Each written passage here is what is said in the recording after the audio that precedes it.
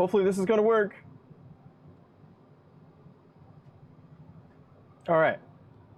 We're back. So the computer completely crashed, and this is the second time that it's done this to me in a week. So this isn't looking good. And this is a brand new computer, by the way. So let me see if I can find chat again.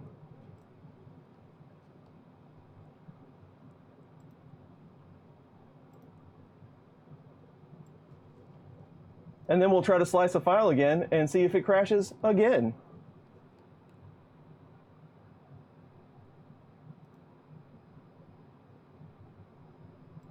That is no fun. So now I got to figure out why it's crashing. Sorry about that interruption, everyone. Stream Deck doesn't work anymore. I lost all kinds of good stuff.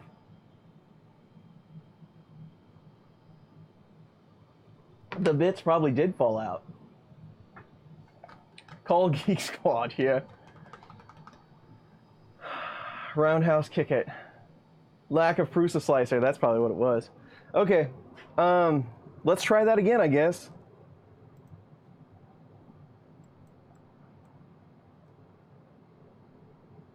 I wonder if Windows Event Manager would even be close to helpful. Somehow I doubt it.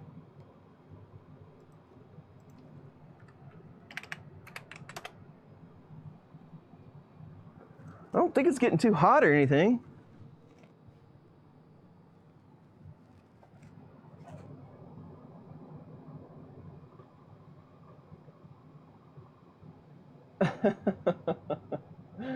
Yeah, now YouTube's going to be all crazy with 2 live streams and whatnot, right?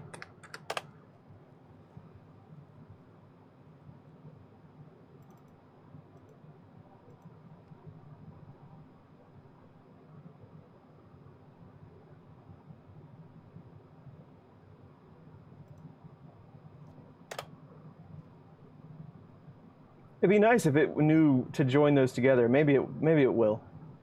We'll see. All right.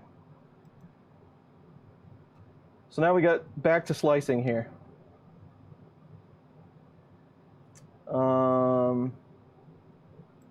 It doesn't matter. I'm going to create this from scratch. All right. Circular. What'd I say? Let's go 120. 160.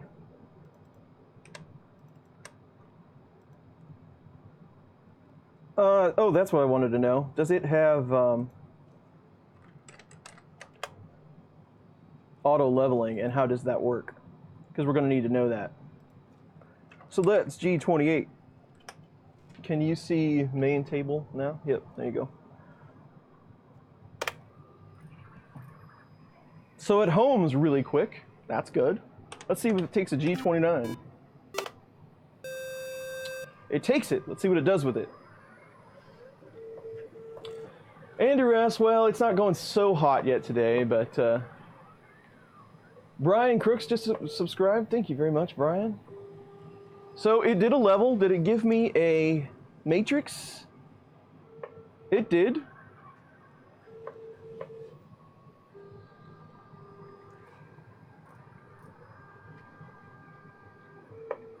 It's actually pretty nice. It goes through, it has a little light on the hot end. I like that.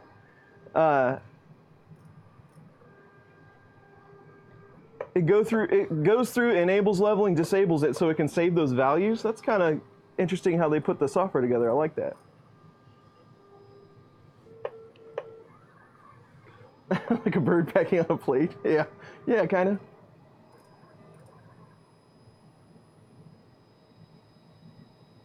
Yes, about twice as fast. Agreed. YouTube problems. Yes, Victor, YouTube always problems. So I don't know if I should run that on every print. I do like a good level on every print, but let's run it for the first print. What do you say? This does not have a heated bed. No, it does not. Looks like glass. Actually, let's take a look at that. We got time. We got time. Yeah, it's just a little plate of glass in there. Cool. So it's probably nice and flat.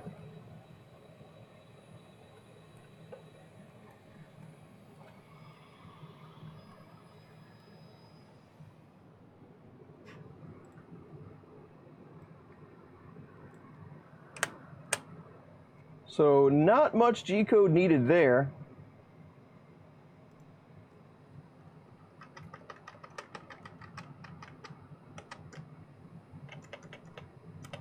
We'll just take a swag at retraction settings.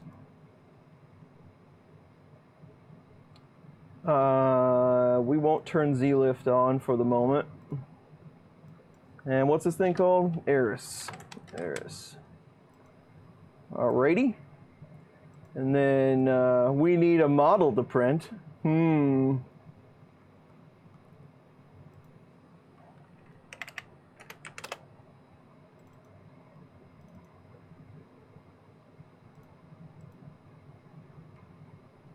Benchy looks huge on that build plate. I think I have one with no bed. Yes. Normal. Yes. This should be good enough to get us a print. Let's, if the computer stays active. And then I will pay attention to the chat and talk to all you lovely people. I promise.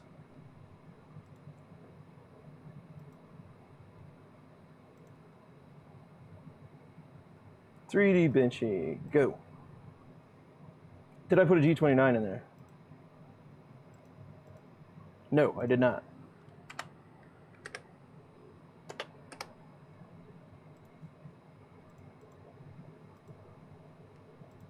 Almost ready, I swear.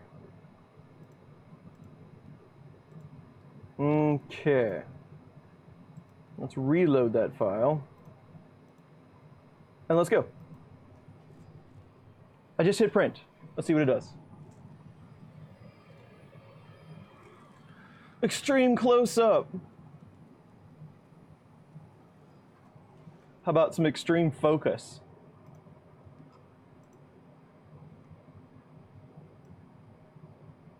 There you go.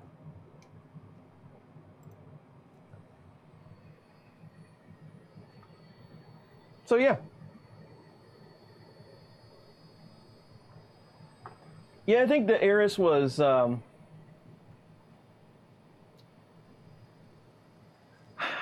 Eris at one time was close to $400. These have been around a while, and then they dropped it to like $350, and then they had a bunch of recertified ones last year, which is this one, and I think I want to say it was $225 or $235 or something. It was pretty affordable, and that was before there was a monoprice Mini Delta, I believe, maybe. Or around the same time. So any small Delta was a little higher priced than they are at the moment.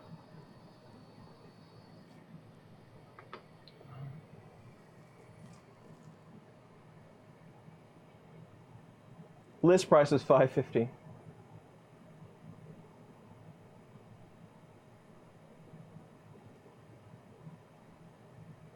Benchy Armada, yes. English is hard.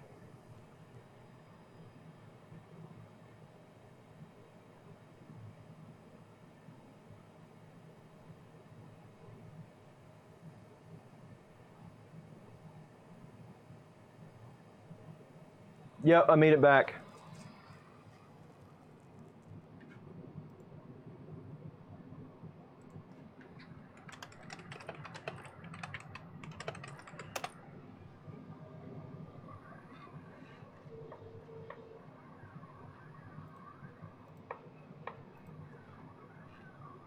Hopefully the stream is still holding up.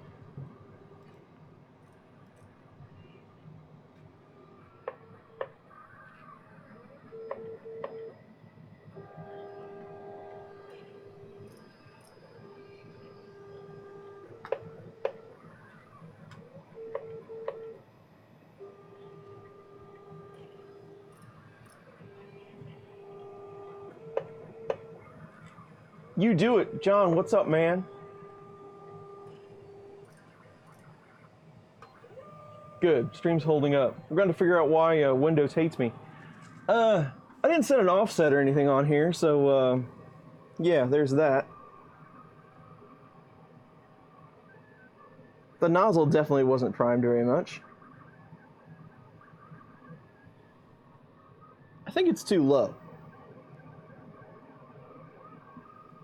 Let's let it kick some filament out, then we might have to restart.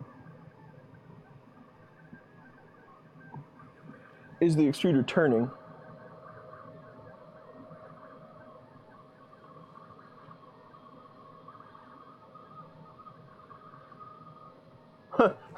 The extruder's not even turning. It's not kicking out any filament. I knew this couldn't be this easy. I know it couldn't be this easy. Now I wonder why I waited 8 months to take this thing out of the box. All right. It's because it never made it up to temp. Let me check my G-code again. Maybe I messed up the G-code. First layer, wait for, I got a 104 and a 109. Yep.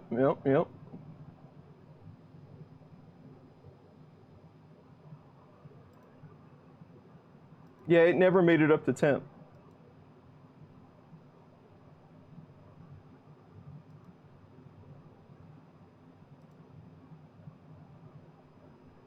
Maybe it got confused by the computer crash.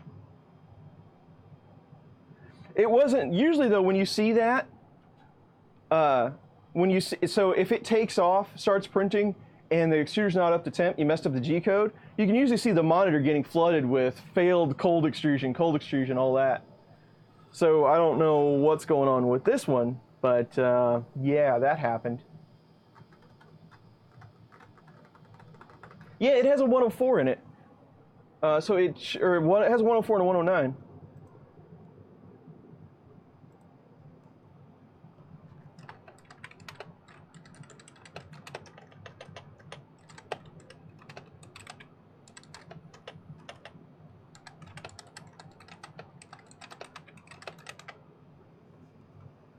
Sergio's can't get the stream to come back up. So it's heating. Let's ooh, I should have set feed rate on that. Let's see if we can get it to manually feed out some filament here. Let's try to figure out what the problem is.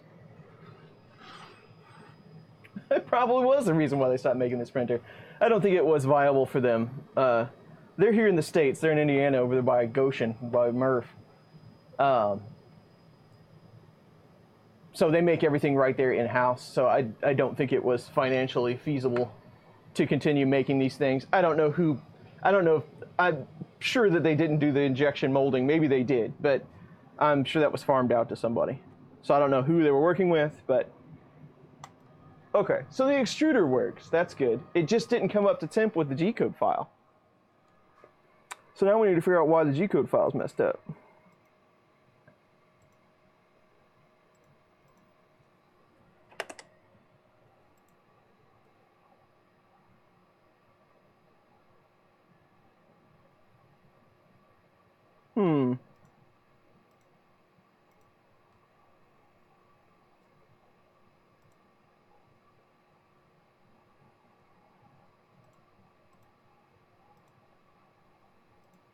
Let's try this again.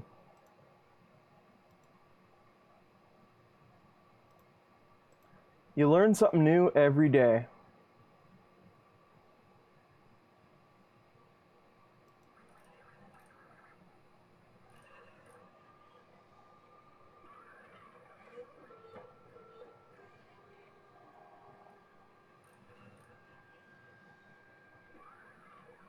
Well, it takes off and starts leveling though. Hold on, I want to try something. We're here for experimentation, right? So stop doing what you're doing there, Eris. Hold your horses. It is making a mess.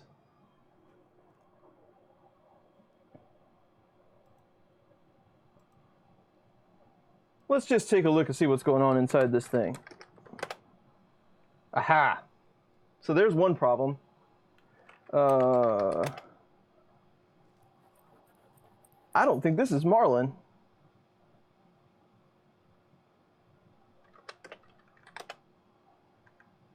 Aha!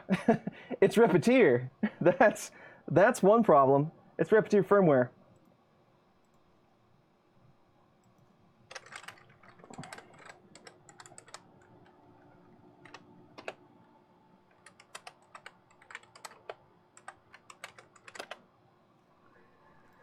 Let's just consult the Firmware and G-code manual.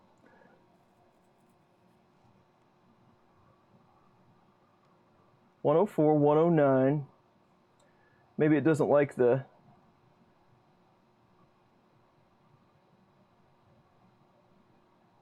What is auto level in Repeater?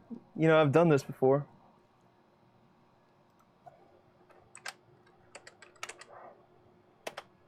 So Repeater uses, it will accept a G29, but then it runs a separate command. So it's got, what do they call that? It's got a, just like a, I want to say symbolic link. That's not the right term. But it's got a link to that command to just push it over to whatever they use.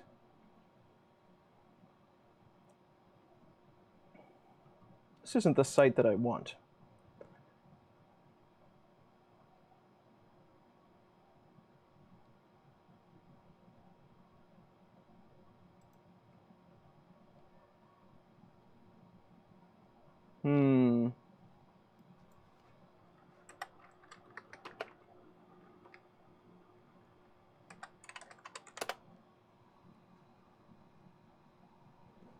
Marlin.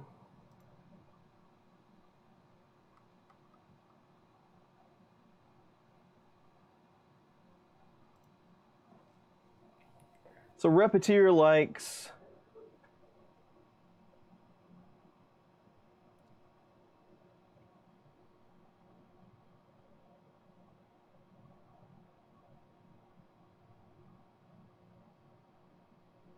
G32, but that's just for the Z. So honestly, it should work just like that. It should work just like that.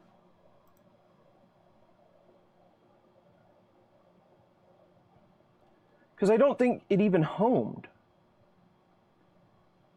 Let's, what's that command where you wait for everything to run? M400? Let's throw an M400 in there. If Repeater acknowledges that.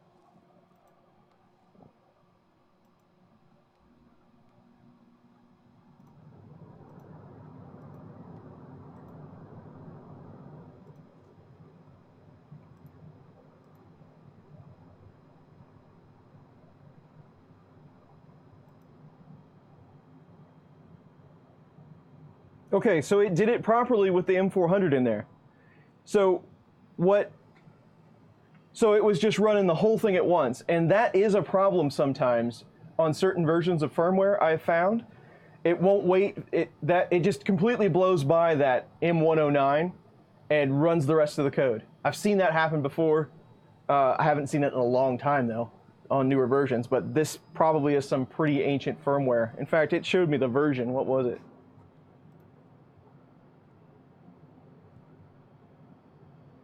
.922. I don't know my numbers on firmware, but I think they're in the 1.3 or 1.4 now, or something like that.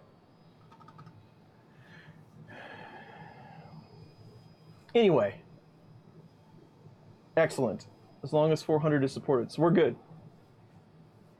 Gusner is here. Hello. What's a 30 do? Save it.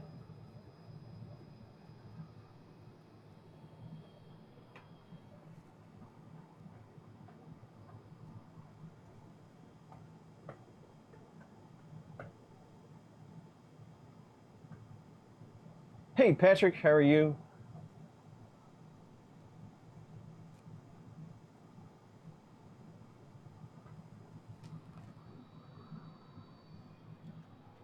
It's still heating.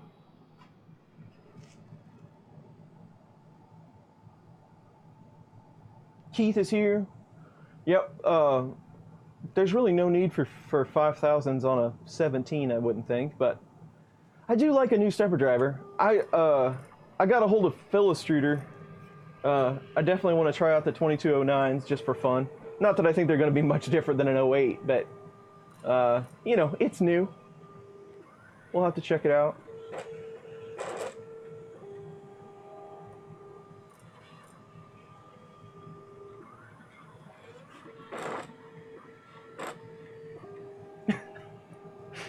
No, it's just driving it into the bed.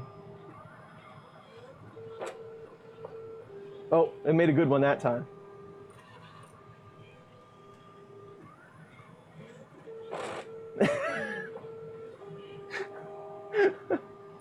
This thing is awesome.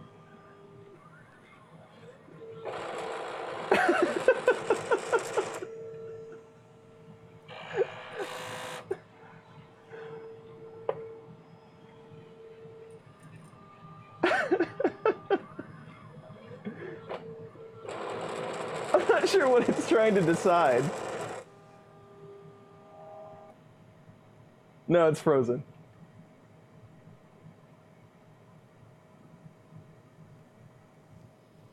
Don't break, don't break. It might just break. Error, end stop not working properly. Well, I'd say so.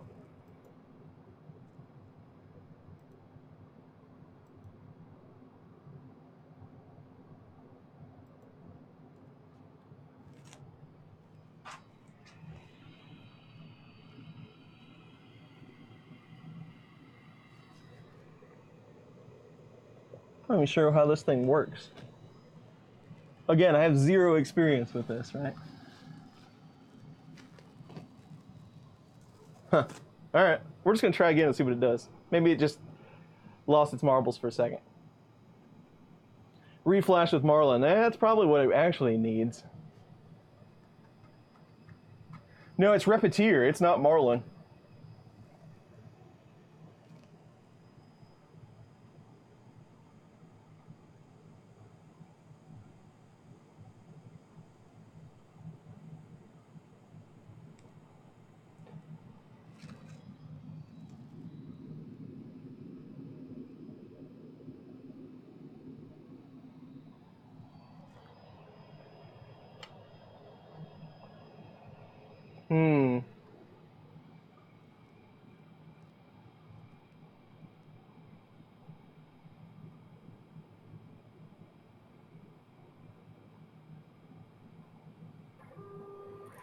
No clue what board this has.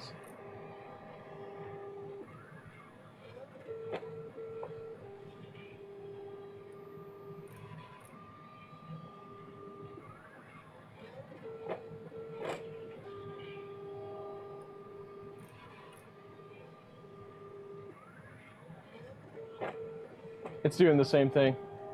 Something it doesn't like about my G-code.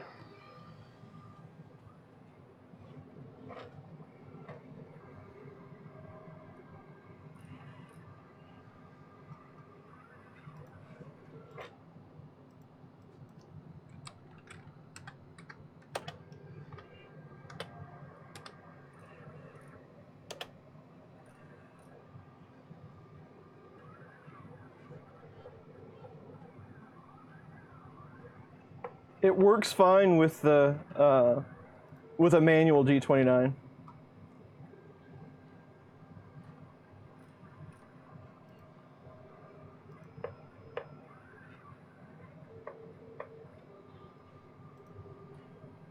Which doesn't make any sense at all.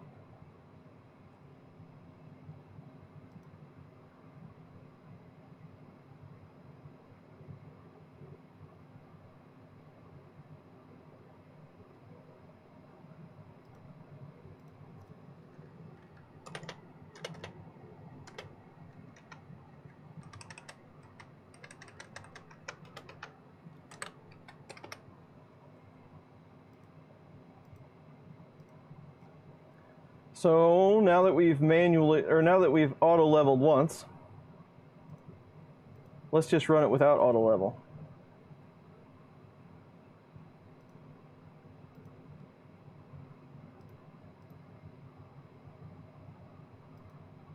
What do you say to that?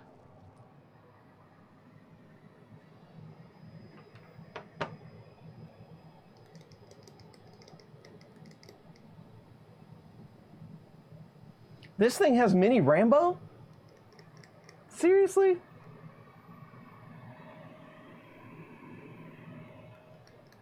Nice. That's right. I don't do things that are easy. That wouldn't be any fun. What would I do with the rest of the day? Sit on the couch?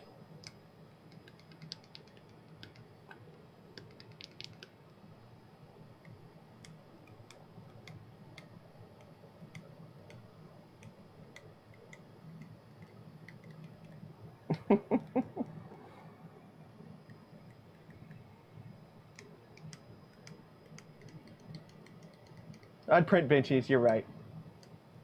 I have, yeah, we got to put Marlin on it. We're going to have to put Marlin on it, for sure.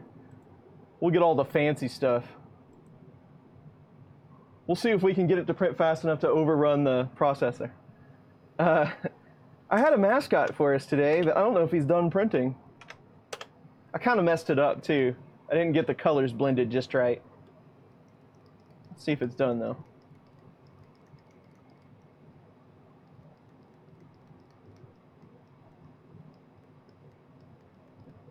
Come on. It is done. You want me to go get, well, let's wait for this to print and then I'll go get it.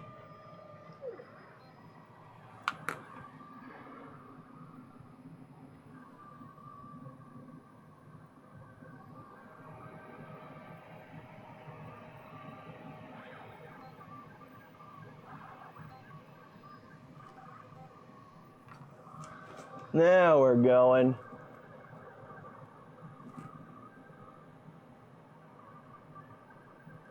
First layer actually looks pretty good. I do like the light, I have to say. The little light, pretty awesome. Every printer should have that.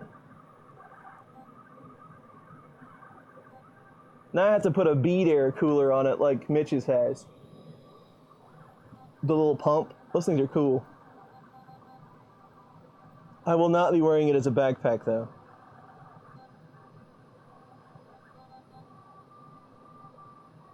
Nice.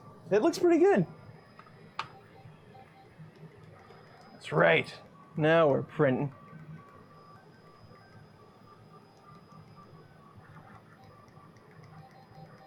X1 Sidewinder.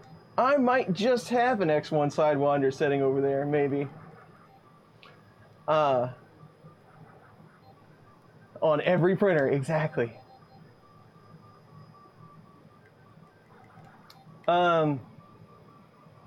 Our next live stream, I don't know when it's going to be, late June sometime, our next live stream will be the FT6 assembly.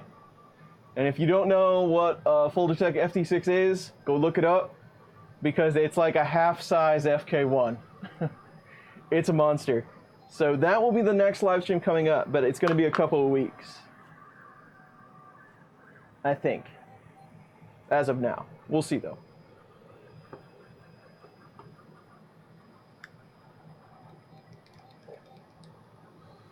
Hello, Roberto from Argentina. How are you?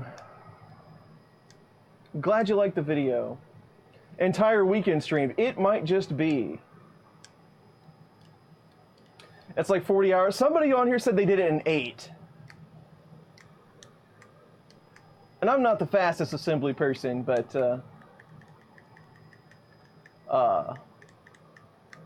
I'm not a slouch either. I might be able to get it done in a day.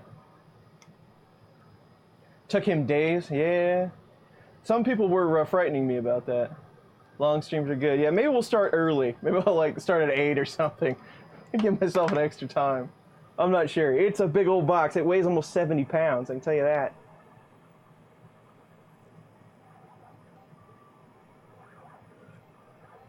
Yep, same here, Mike.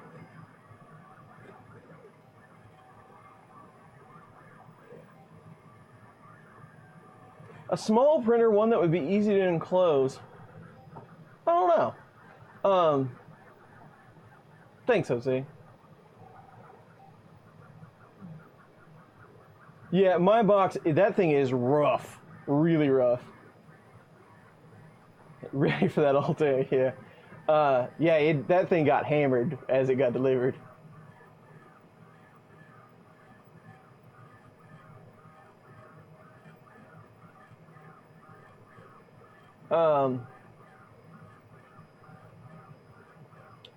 Eight-inch. I don't know. Like M3D's got some really small ones, but I don't know how the quality is on one of those things. I haven't even seen the new Tornado yet. Hey, Glenn from Alabama, how are you? Dropped off by Tornado, exactly. Tornado Express. Let me go get our mascot. I'll be right back. You can come with me, though.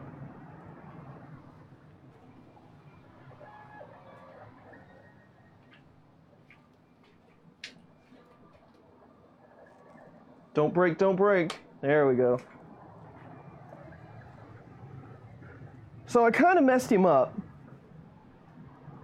because of, we need one more camera. That's what we need. I kind of messed him up because I forgot to blend the colors. So I got some color bleed because I was using Protopasta and it's got a lot of dye in it.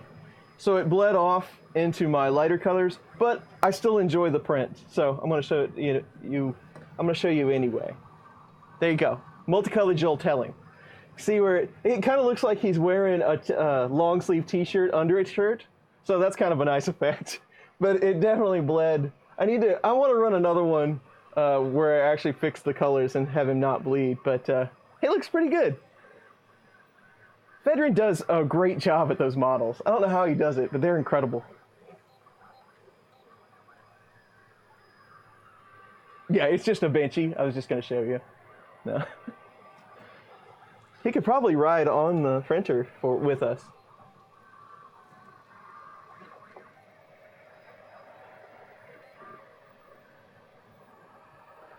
Now you can say you're hanging out with Joel Telling in Chris's basement.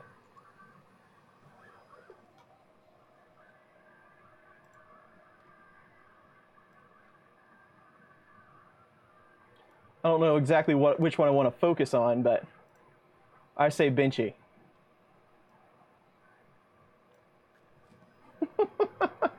Nice. I like it. It's a turtleneck shirt, that's right. He does live in Seattle, so. Hey Don, how you doing? New clothes sometimes, that's true, very true. But it is high five blue, so I figured it was fitting. That is MMU2. Yep.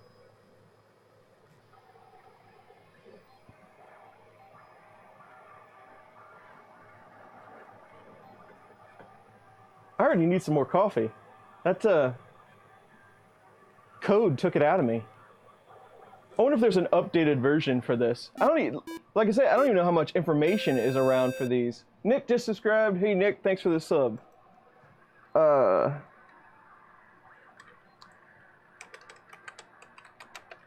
Firmware downloads. Let's see what they offer. Slicing. Eris Delta.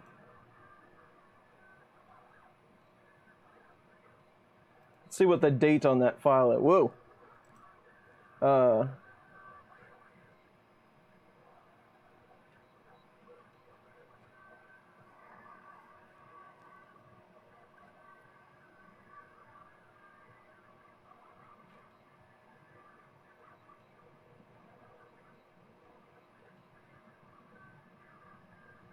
Well, they give me a hex file.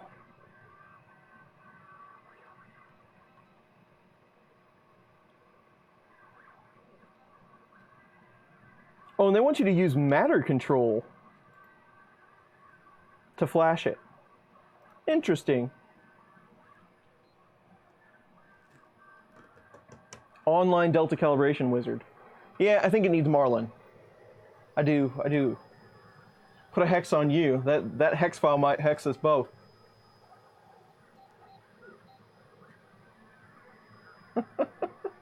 Don't forget to hug each other more. Mapper06, you're never late. You're always on time. We're just hanging out with Joel, friend of Benchy.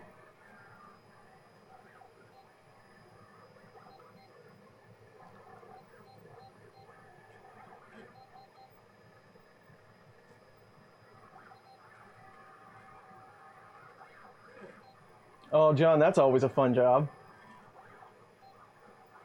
Hello, Costas, how are you? Hobby Rob is here. Hot in the Netherlands. It's gonna be pretty warm to here today, a little over 80, I think. It was hot yesterday, it was almost 90. That needs Marlin. The coffee pot, it needs Marlin. Toaster, definitely needs Marlin. Definitely needs marlin. Marlin's like ranch dressing. There's not much you can't fix with ranch. If you can't fix it with ranch, you gotta put chocolate on it.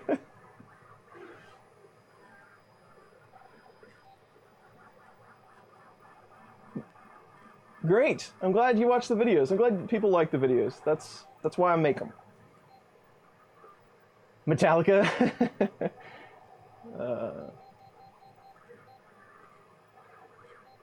It really does need a right hand, doesn't it? Totally needs a... We should get Vedran to do a high five edition. That'd be fun.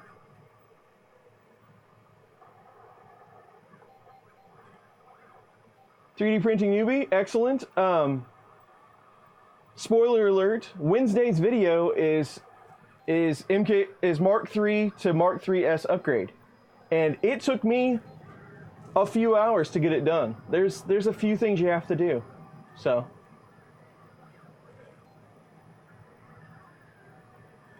Yep, Joel needs a hand up.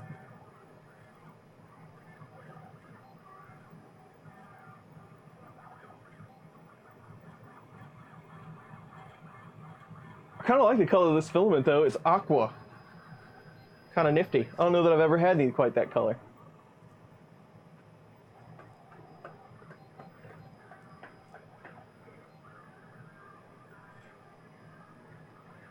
Yeah, I figured a lot of people probably had the Mark III's upgrade kits just sitting around, because it is kind of, you know, the 3 printed okay anyway. I mean, there really wasn't, if your filament sensor wasn't giving you problems, there's really not a rush to put it on. So I thought it might make a nice video, maybe get some people motivated to get their new filament sensor in, because it is much better, much more consistent than the original one. There you go. Yeah, watch it through. It's long, man. I think that thing's 30 minutes long of me tearing it down and putting it back together. It took me a minute.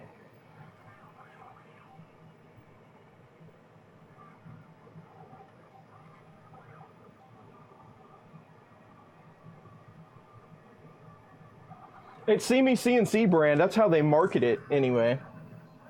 I don't know who actually makes it, but it's sky blue. SeeMeCNC is what it's called. Something in the filament world that I found interesting, I found the other day.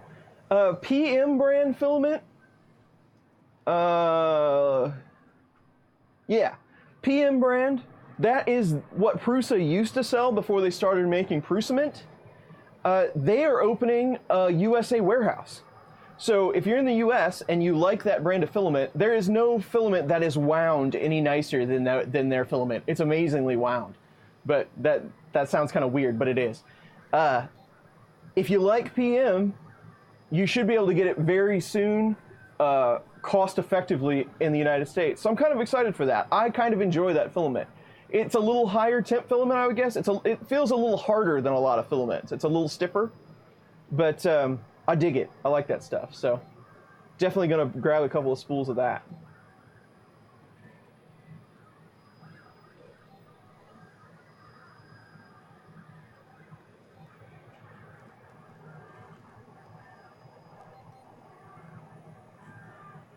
Found one in Boise. I'd be interested to know who that is, Jason. That's cool.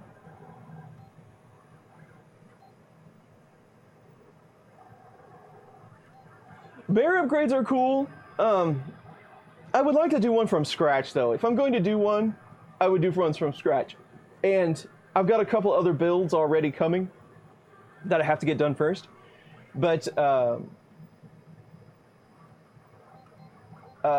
if I did one from scratch, if I did the bear from scratch, I would definitely make it bigger. We would do like a CR10 size or something like that.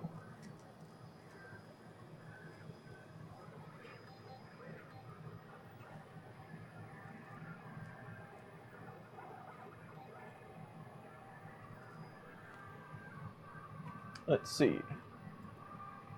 Precision 3D filament. Okay. Thank you for the link.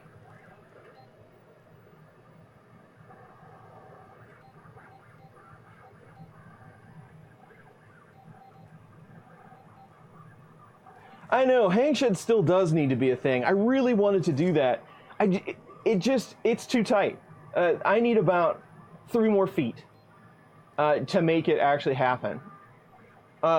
I don't know. I was still toying, because the original, so I did a version 2 hang printer, and then I did a version 3.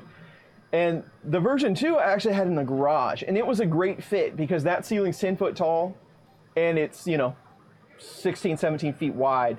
So that worked really well in there. But a lot of other stuff goes on in the garage, so having a printer running on wires for days, probably not the best idea. And it's probably not going to go very well. But that would be the optimum place to do that. But, so maybe I might try it again up there. The print area where it's actually hanging right now is getting tighter and tighter. I actually just put in another shelf so that I could get more printers in there. So that area is probably a no-go as well at this point. So I just don't have the room. Let's see, is it lifting? No, I think it's just shadow. It looks to be stuck down pretty good. The Chris Riley Beast printer, there you go.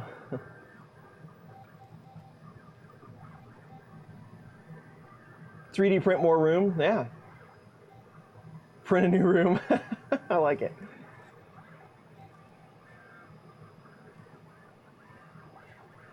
Techie Dad, Brandon is here, hello.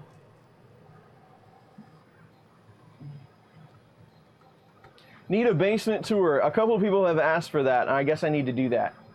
I did one for the Patreon video, but I need to make one for everyone.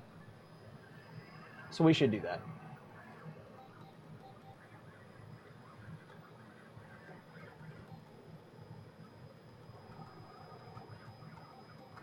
The hang printer, it is really loud. I know, that's what I really wanted to do. We'd do 15, 16 days in a row. I'd get UPS power out there and just let it run, have its own channel, just let it go.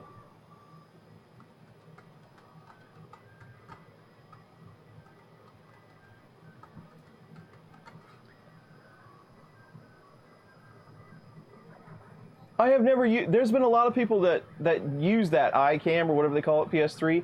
They supposedly work pretty good with Octoprint. I don't know though, I've never tested it. I know, I need a bigger basement. I gotta get rid of some printers. Chris's Hangout. Engrave a second basement. There you go. All right, I need some coffee. I need some coffee. There's 181 people on this stream, and I appreciate every one of you, but Chris's Basement is also the home of the 45-second coffee run. So watch this thing. Make sure it doesn't hurt anyone. Here, I'll even flip this over for you. I'll be right back.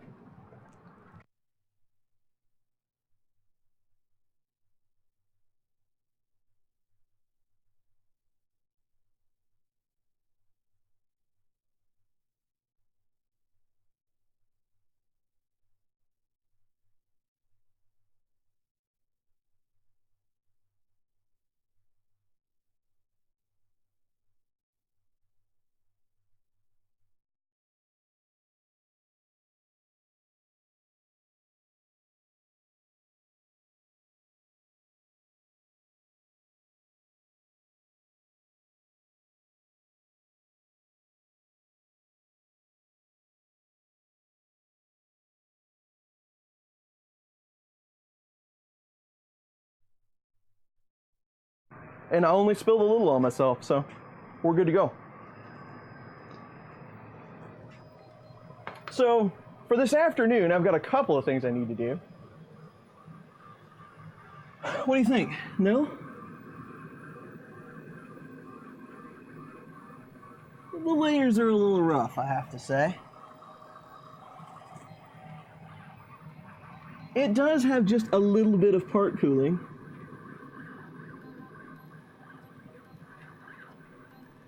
Not going to be super accurate with these really plastic. I mean, yeah, this hardware is, wow. But anyway, for this afternoon, I got a couple things I need to do. So I'm working on the Ender 3. I'm creating a plate to block the airflow. So we want to rule out the hot end fan altogether. We just want part fan. And I can't do it with tape forever. So in Fusion, I'm trying to design a plate that's going to work for that. So I got to get that done, and then I can start testing with Chuck's profile on the Ender 3. And then I also have a bunch of log work to do, because I'm finally going to switch out, which I forgot to print the plate. Oh well. I'm finally going to start switching out a lot of the parts with that blue filament that I've been using, but I got to take a bunch of that apart. So I might do that this afternoon as well. We'll see.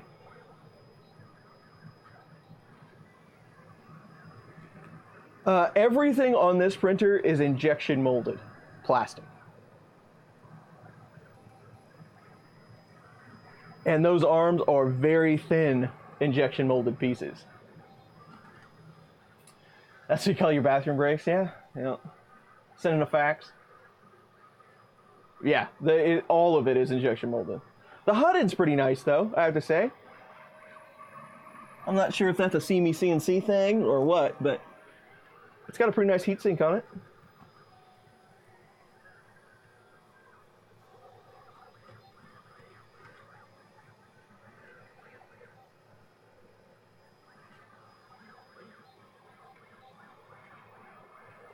Want to sell? Yeah, I'll let you know, John. I got a couple that I really need to get out of my way.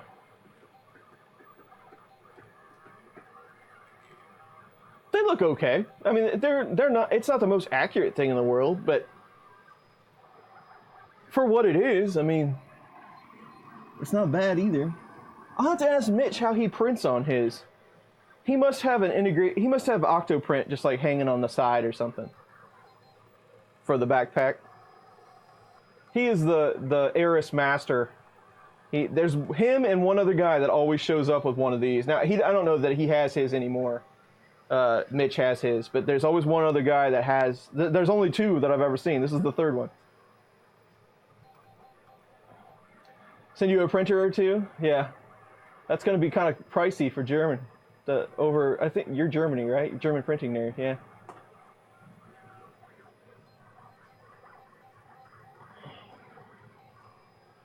It is layer liney. That's a good term for it, Tom. So good it sold out. So good they no longer make it. Camille's here. Hello.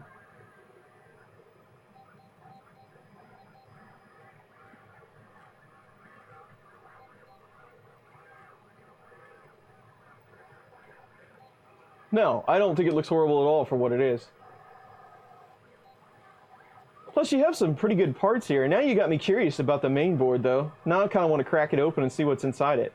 Because if you get a mini Rambo and you get an EZR, and I only paid $250 or whatever, $230 for it, I'm more than happy with that.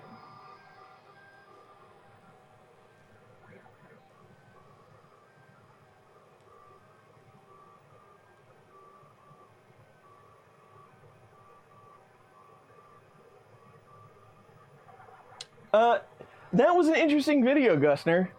I would like to know what you think about it.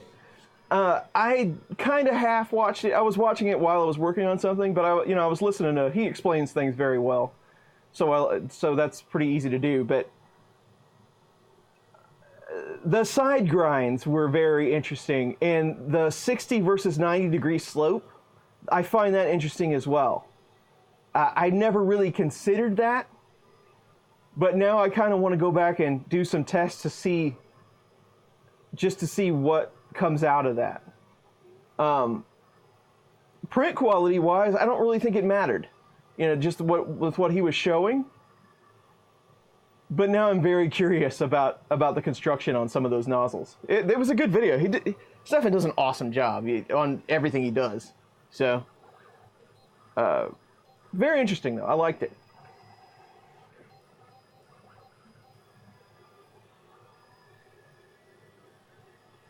Yes, Matt from How I Do It. Hello, Matt.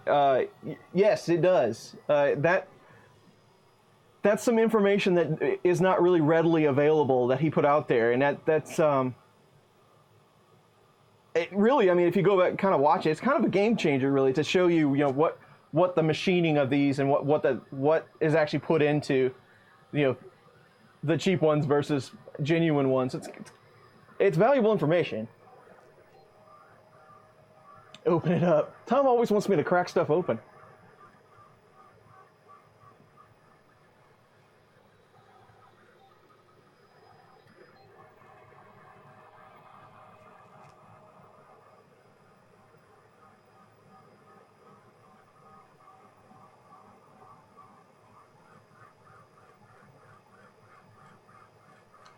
Yeah, I didn't really catch that part, but I listened to the Melt Zone podcast. I try to catch that as well, and they were Stefan was talking about making that video, and he mentioned that there, and I was pretty.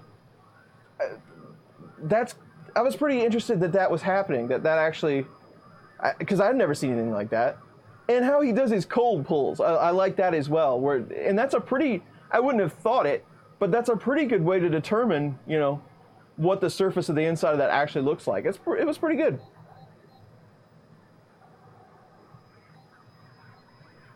Ballpoint pen, I just crafted one real fast out of the stuff that I had. No, it's not a specific profile. They do have a Cura version out there on their site, it looks like, so. Deltas are cool to watch. They are.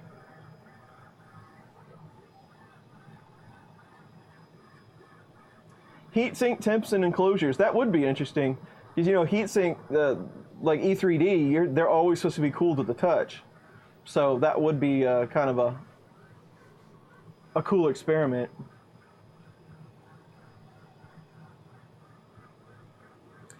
Settings for PETG Ender 3 with glass bed. Do you always put something on the bed for adhesion with PETG? On glass, I think you probably still have to go with something. Glue stick or something. But like with PEI, if you've got a PEI sheet, you would have to put glue stick on it because it sticks too well.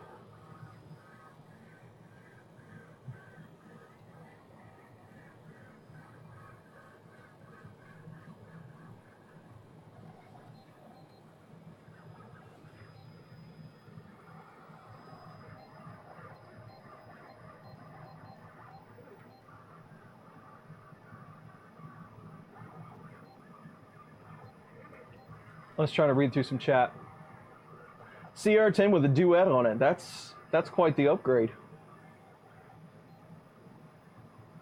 High precision wobble drill? Yes.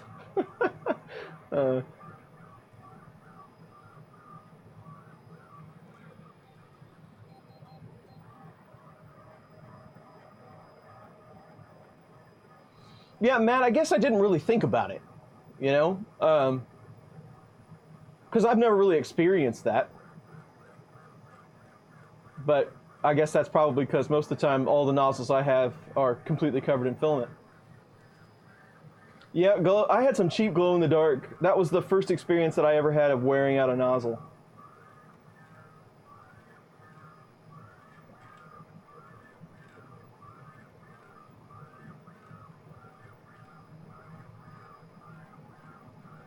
Hey Scalda, how are you?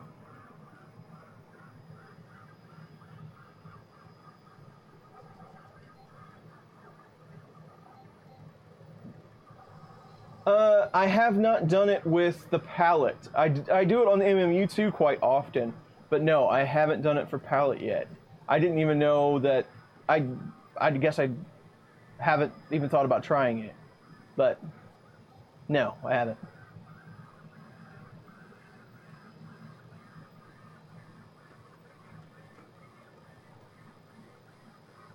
RCCNC, happy Sunday.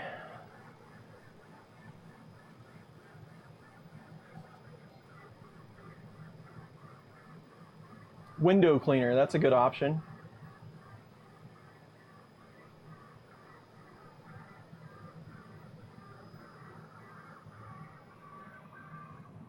I can go back to this if you'd like.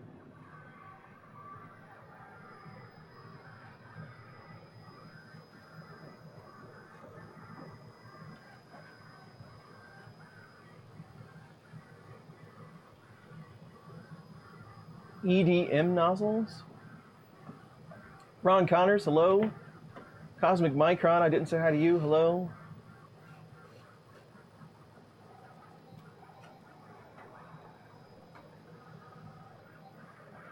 I'm still doing YouTube, Walter Gray. How are you? Chugging along, you know. YouTube's still there. It's still a side project I have.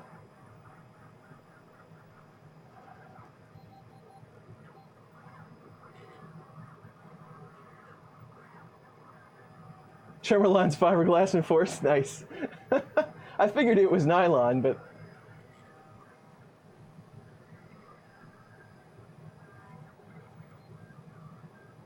nice 3D printing newbie. Yes, with Lester, we were just talking about the nozzleware video. It was very well done. Chicken nugget time. Alrighty.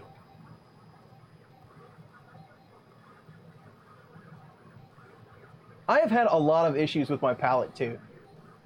It's very frustrating. Yeah, we're hot. Yeah, I'll bet you are hot, Walter. Yeah, we're on Walter's channel today, 4 o'clock Eastern for FKB.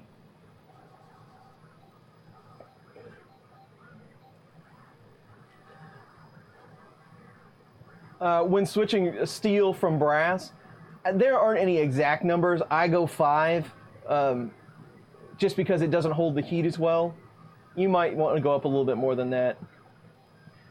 I don't really have any plans on any of the 5000 series drivers at the moment. They're not really NEMA 17 material. Maybe if we go up to something bigger than that, we would, but no, I don't have any plans right now. I do want to get some 2209s though.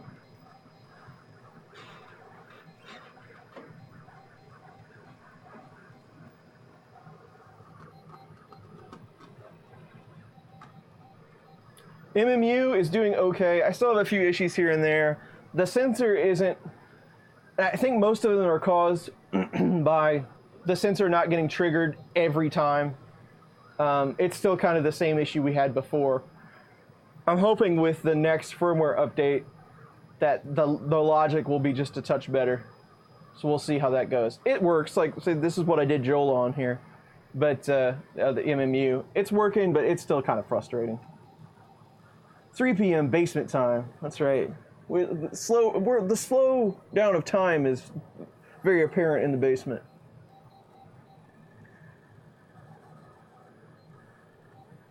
Good morning, R. Wolfen. Hello.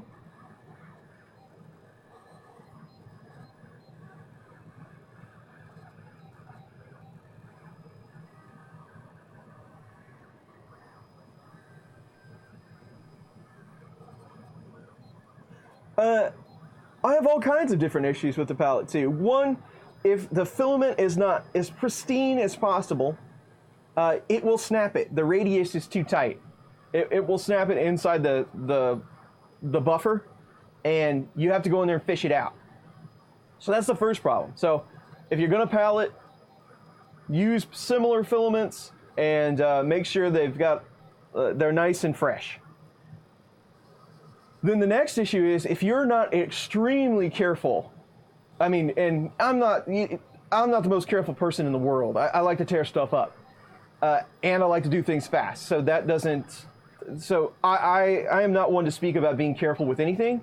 But if you're not extremely careful with the palette too, it has a switch on the opening of every filament to tell you whether the filament's loaded or it's the filament sensor. But it has just a little metal switch on it. It's a PCB with a little metal tab, and if you're not careful with pulling out the filament or putting it in, it will actually push that tab into the PCB and not release it ever again. So you have to go in there and take that PCB out, adjust that switch a little bit, and try to get it corrected or replace that switch. So there's a lot of little things that are really finicky about it. And I've also run into software issues, like it'll just crash. So it's really frustrating to use. I have not had, but so is the MMU too at times, but I have not had near the luck on the palette that I have with the MMU. So, and it's a shame, because it's a very nice piece of hardware. It's well built, but it's such a struggle. For that price especially, it's a struggle.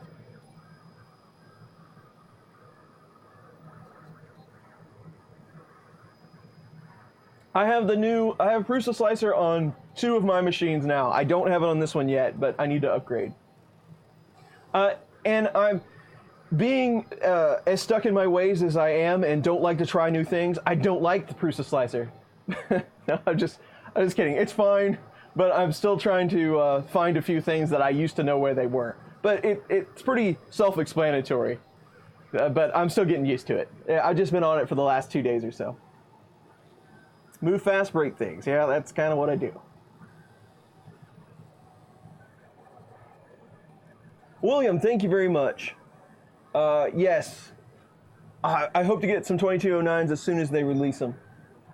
There's a new SKR board coming out too. Warkaki sent me a link and said, hey, are you ready for this one? And I'm like, great, another one. But it has 6 driver slots and screw down terminals and all kinds of stuff. So it's coming out soon. So we might get one of those as well. I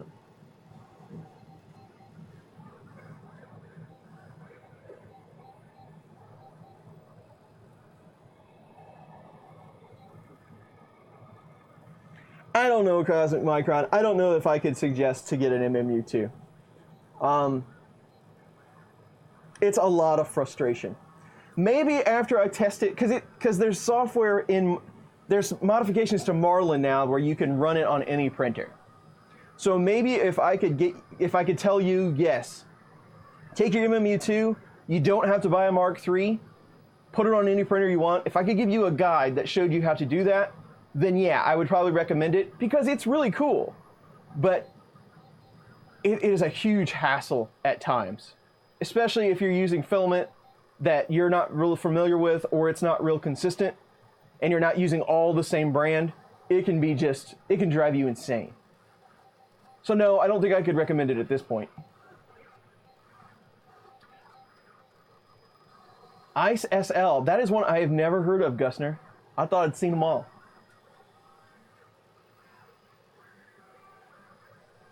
Yeah, Matt, I hear you. It's so frustrating.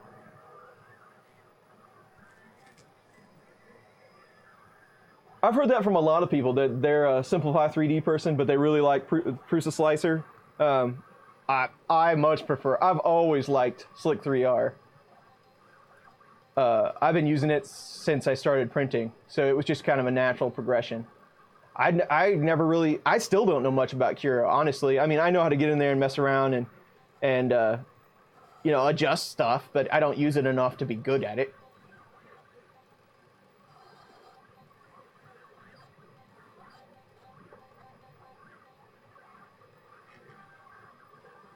That's true. The whole point is to be multi-material, right?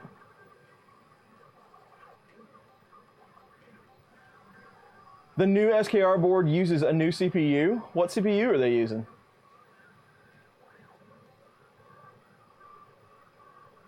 Yeah, their documentation is not great. For the money, that SKR board is awesome. It's cheap.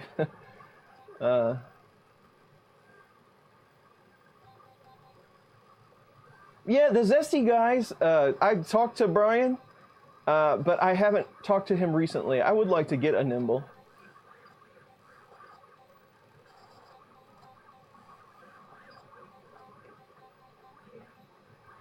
I'm way behind on chat.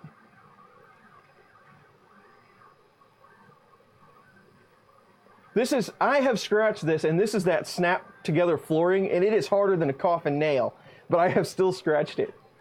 But I do recommend this stuff. It's a great working surface, and you can get the ripped open boxes, the dented boxes, for really almost no money. Walter, this is the stuff that came with the printer. It's SeeMeCNC Sky Blue.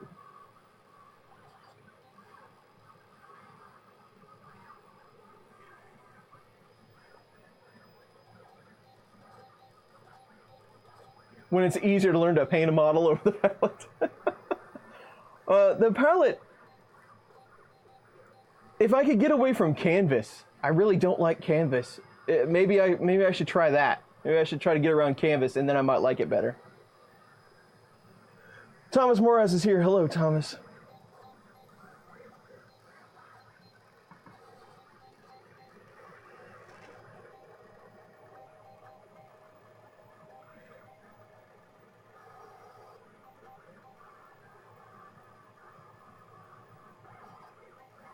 Any pointers about the hot end? I don't think I really had any problems with the Tornado. Did they?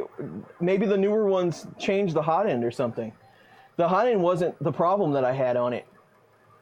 It was, I think the biggest issue with the Tornado that I had is the moving mass of the bed. It's ridiculous heavy.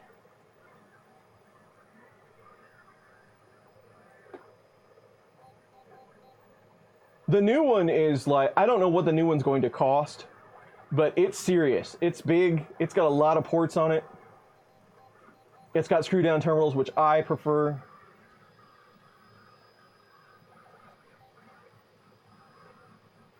Design Spark? I don't know. I don't know Design Spark.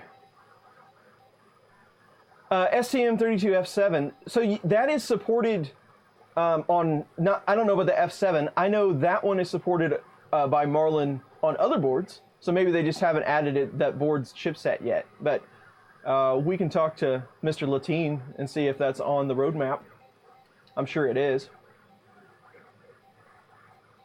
Everything works, even VL Touch. Nice. Do you have the new VL Touch? Because I've heard a lot of people having problems with that one.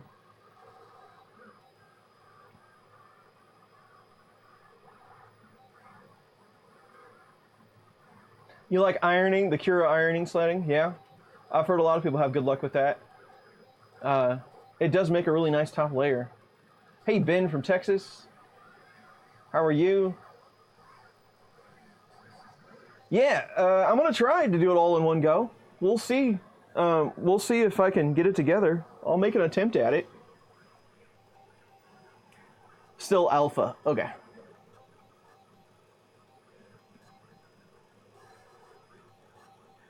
You've been using... Yeah, see, and that's probably what I should do. I should jump back down to Chroma and give it a try. This thing's missing some infill. Oh well. They can't all be zingers.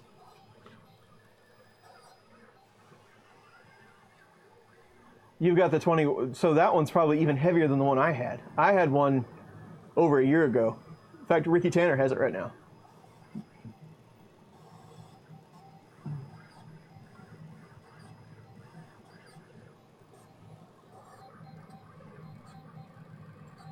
There's your link.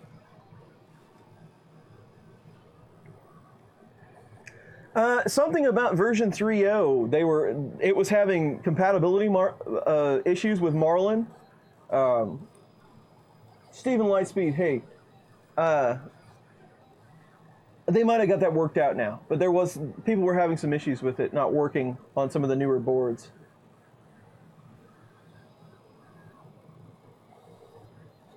VL Touch on rearm. I thought it was with the 3.0 version of VL Touch on Marlin 2.0 where the issue was being seen, but I don't remember. Cosmic Micron, I have had to replace 2 of those plastic pins, yes, and they're like 12, 15 bucks or something like that.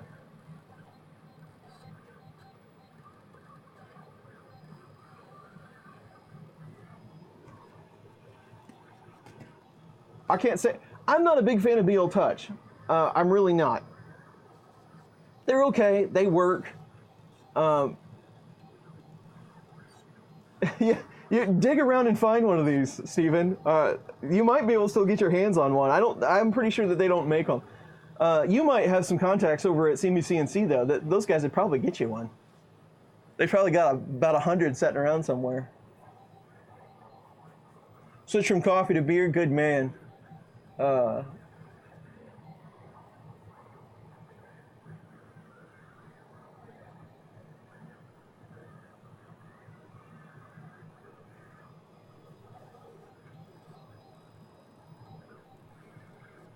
see you later, Matt. Thanks for joining the stream. We'll be on later.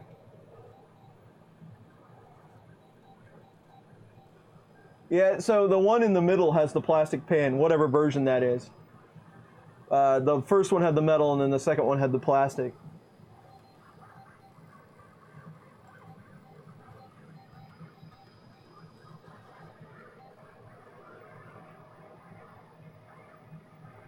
Yep, yeah, you should be able to pull 5 volts anywhere.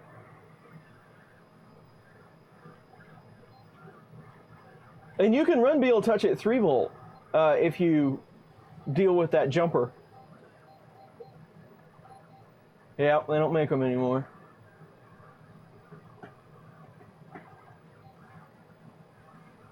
No worries. That's what I'm here for. Steven, like I said, you have an Artemis, right? So you spent the money for the Artemis. They should just throw in one of these. You know they got some in the back. Just get a hold of them. I'm sure they'll get you one. Don't worry.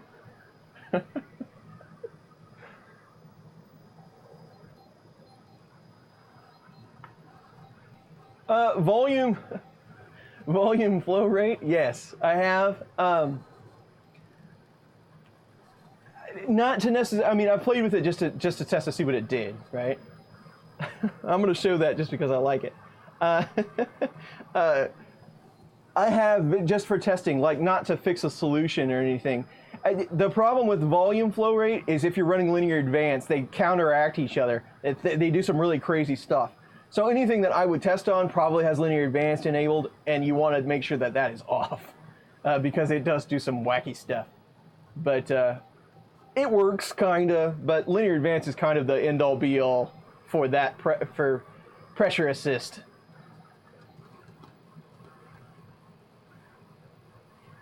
Didn't come with a roll of filament. What? Yeah, see? That's what you do. Just, hey, I heard there might be some Eris printers floating around. You mind if I had one? Hey, Magnus, how are you? Now I'm telling you to go hit up. The guys at SeeMeCNC are going to be calling me saying, what are you doing to us? They won't let me back into Murph.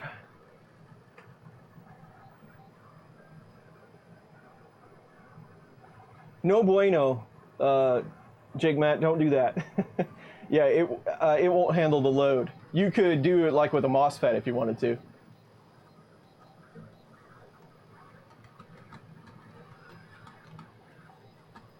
Yes. Somebody sent me and I'm not quite sure who he is. He's really fluent in Clipper, but he leaves comments on the videos sometimes. He sent me a video of him printing with Clipper on one of those Deltas. It's the fastest print that I've ever seen in my life. It is hauling, and it seems to be turning out a really nice print. Hey, Clint from Sweden. Awesome, Magnus. I'm glad you liked the video. That's been a pretty popular video. People have really been watching it. So anything you want to tell us? That's exactly how it'll be.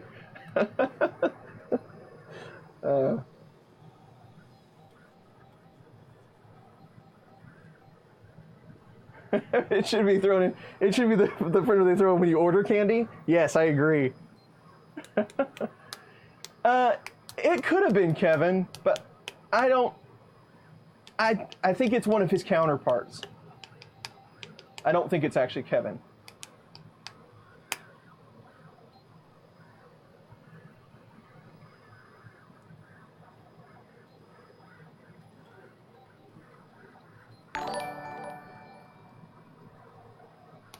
Pat Prop, thank you very much for the 5. That is much appreciated. Thank you. Thank you for coming to the stream. I love hanging out with all you fine people. I know, everybody is freaking out for the SKR, and I had one. I just bought it because it was cheap. And I'd had it for a while, and then people started asking about it. I'm like, okay, well, I'll put it together. Robert Riggins, good morning. And it is funny. Everybody is just freaking out about that board, but it's because of the price point. And they're not bad boards. There's nothing wrong with them. But it has really leveled the playing field for main boards, essentially. We'll see how they hold up over time. See if I can burn one of the MOSFETs out. Same with junction deviation enabled. Yeah, there's some stuff in there that you could modify. Junction deviation probably, you're right, probably just pushes it right over the edge.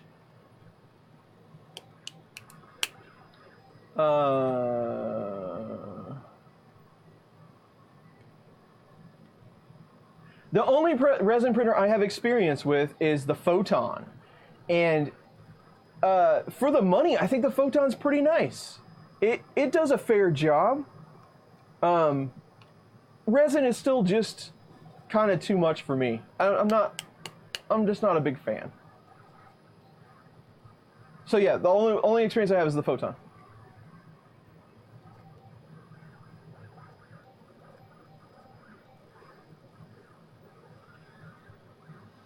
Yeah, same way, the Guinness, it's fine and all. Clipper works, and it's, you know, it has its points, but I always go back to Marlin because I know Marlin, and it's easy for me to get things done with. So I don't mess with Clipper that much.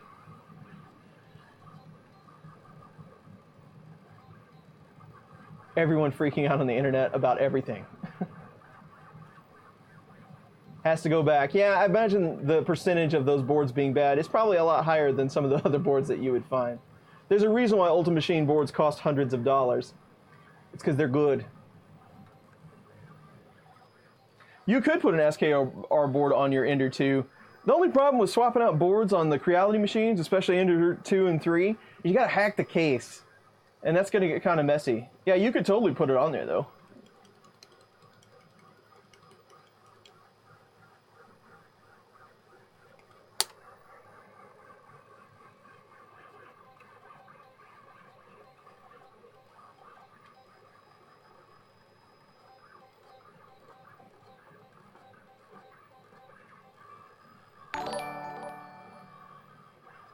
Never had the chance to thank you for all these videos. Oh, thank you, man. Costa, thank you very much for the $5. You are welcome for the videos. All right, Walter, we'll see you at 4. But thank you very much. You could print a case. That would be probably your best option.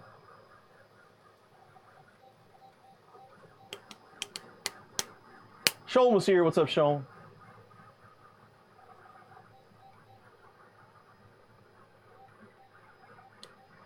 And that's something I will warn you about. Everybody that's interested in getting an SKR or a 32-bit board, jumping up to something like that, I'm going to warn you, if you're running Marlin 2.0, it's not ready for prime time yet. It's getting good. It's a lot better than it was 6 months ago. It's a lot better than it was a year ago. But there's still massive amounts of work being done on it. It changes every day. And there's going to be some weird stuff that happens. You don't compile it the same way. I mean, it's going to be a big change. Even if you're used to Arduino IDE and Marlin, it's not going to be just slap it on there and get ready to go. You're going to have to mess with it to get it to work. So that's just a warning. Chris's channel was part of my motivating factor to support the community with what I have learned as well. TD3D, thank you very much for the 5, and that is a great comment. That is appreciated. That I always encourage everyone. If you know something, if you're working on something, you found something out, share it, because we need as much help as we can get. This isn't easy. It's a lot of fun, but sometimes it's a struggle. So that's great to hear.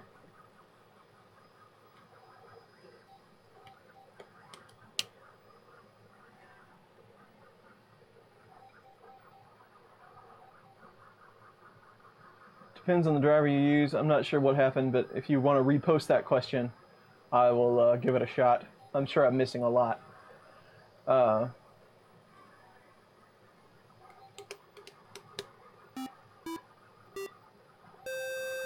Rodham just subscribed. Thank you.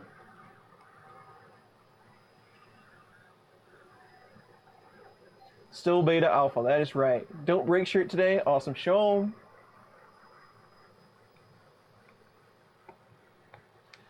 They only have the first version of Stealth Chop.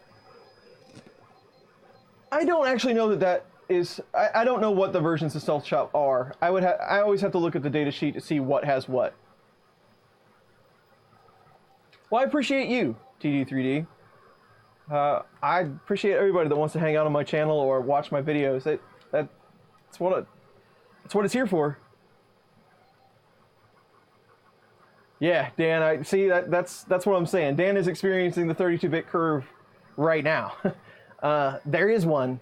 And it's not that it's hard, and there are videos out there to help you through it, but it's different.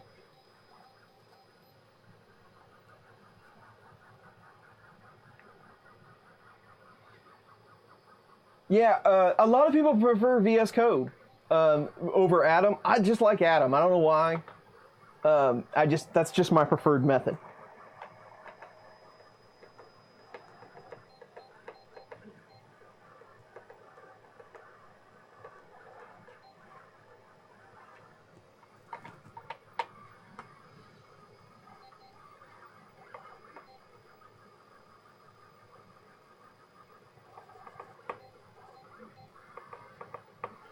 Derek Matthews is here. Hello.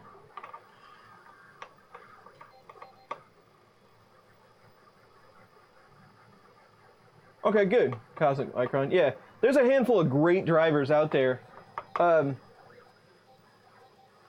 I mean, everybody that's talking in the chat is going to say the same thing that I'm going to say. The Friday night 3D printing community hangout just subscribed. Thank you.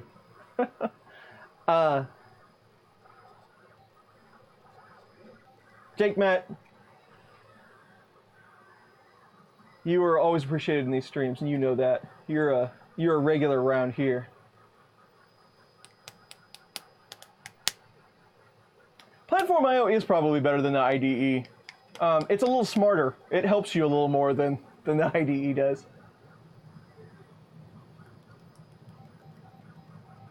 Chris Riley Patreon. Well, it's always there, but never required. And all my Patreon supporters are extremely appreciated.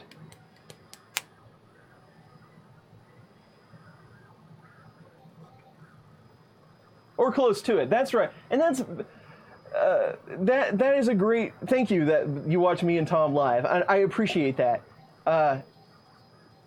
Close to it is a great term because I don't know anything about 3D printing that I didn't learn on the internet. I mean, I didn't go to school for electronics, or, you know, I'm not a mechanical engineer. I just learned it here in the basement on the fly as I purchased 3D printers and parts. I have no background in this. I'm a computer person. I work on mainframe systems. That's what I actually professionally do. And I'm going to mess things up. Everybody's going to mess something up once in a while. I'm not going to get it exactly right the first time, but that's the part of learning. I mean, you learn as you go, and that's what I hope that I convey in my content. Yeah, I might miss some things occasionally. I'm going to. It's just going to happen. But comments and talking about it in a manner that's acceptable, and you probably know what I mean about YouTube comments, that's the way to resolve it and get around it and help each other out. That's how you do things. But coming in and saying that, you know, these are the worst videos ever and I can't believe you're still breathing and things like that, that's not helpful. And 99.9% of everyone is awesome. But, you know, you're always going to have the people on the internet that make it not so awesome. But those people I don't worry about. But that's a great comment. Almost get it right.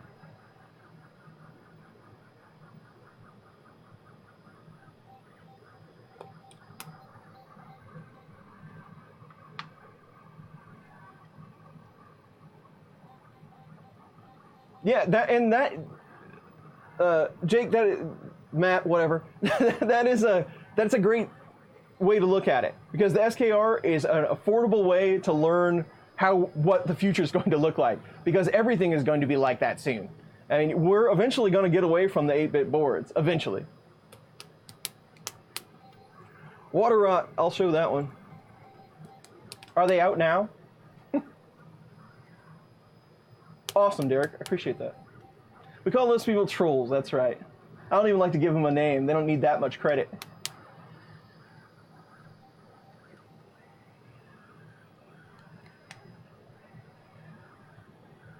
It's the better way. That's the best way that I learn. Just breaking it.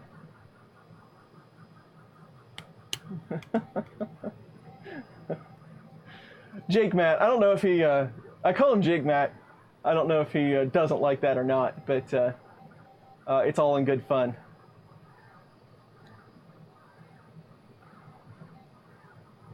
Hopefully it's going to read that, Sholm, but thank you. There you go. Thank you for sharing your 3D journey with the world. Keep kicking ass, my friend. God bless. Thank you, Sholm. The 10 is much appreciated, my friend. And I appreciate your continued support. 64-bit boards? We will. We might. Those ARM processors are just so cheap right now.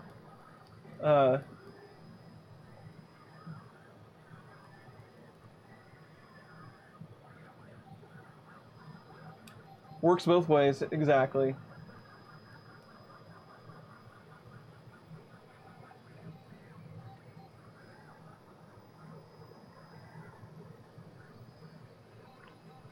It doesn't survive short power blips? It should automatically come back. I'm guessing if you pull that power panic wire, it's going to know it. I don't know that for a fact, but I bet you it would. It would. The way that they do self-checks. Why turn it on? Take it apart. I've done that a few times. Circles the line through it. Nice.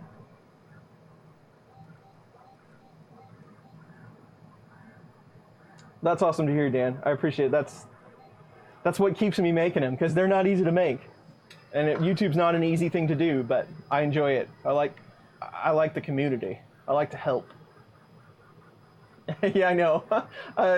That's funny, Chad. It does it every time, I think. Yeah, Tom likes Maddie Jake. Don't call me Shirley. Gotcha. You got it, buddy. That's right. We need to all remember we all started out as a newbie. I learn stuff all the time. I mean, every day. And that's what the great thing is about all this. It's just soon they'll bleep it. Imagination to Forum, thanks for joining today. Anytime. They just make the compiled code larger. That's true. Richard is here. Hello, Richard.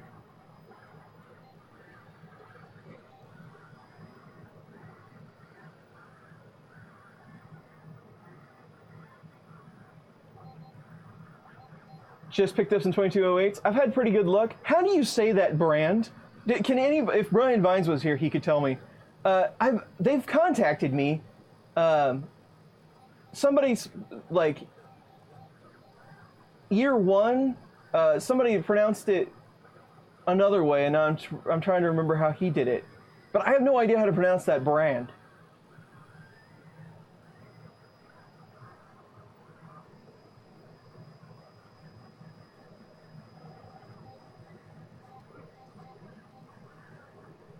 Very short ones won't recover. Oh, that's interesting. It should it should just shut down and reboot and keep going without even asking any questions. Hey, Paul. Any reason to change the stock belts on an Ender 3? What belts do... I have an Ender 3 right down here. What belts do they use? No. Those are pretty nice belts. They're not genuine belts. Well, if that's the problem with Creality and a lot of other manufacturers is they change them every day. But the belts that I have on my printer, no. Those are pretty nice. They should be okay.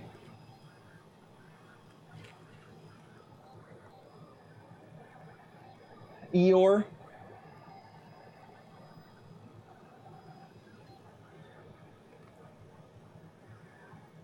No, it's SK.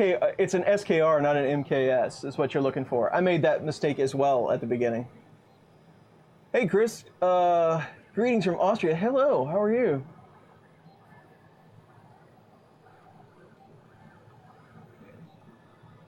Yeah, I think we all did. SKR versus MKS.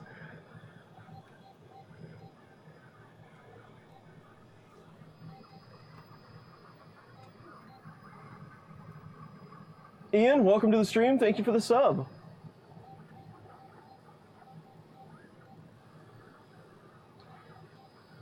AB's here. Hello.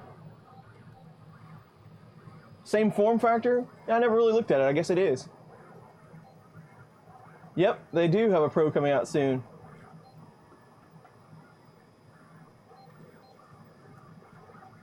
See you later, Gusner. Thanks for stopping by. I always appreciate you. I'm doing well. How are you doing? I might have a picture of that new one somewhere. Like I say, Warkaki was taunting me about it the other day. Nice tweet, Tom.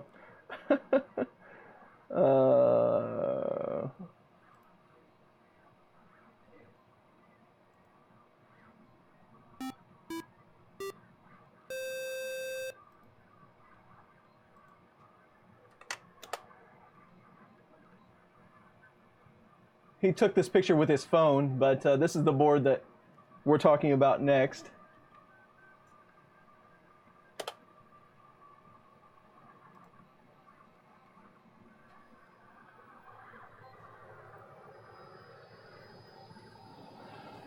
I don't know. I don't think it's officially out yet. You're just starting to see pictures float around. Doom subscribe. Thank you. See you later, John. Take care.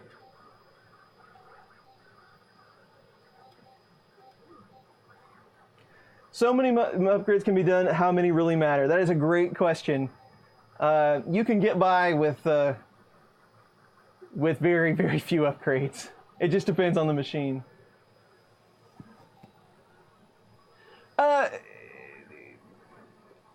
I believe the SK. So there's an MKS. I think they call it a 1.3. I don't remember. I don't know all my numbers very well in MKS, but the L is the 2560 board, and if you only need an 8-bit board, but it's all about price, right? I think the L costs more than the 1.3.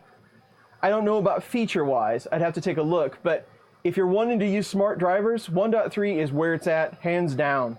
Price, functionality, buy one. So if you just had a particular reason that you needed an L, fine. But I would definitely stay away from their 32-bit. And I think it's called a 1.3.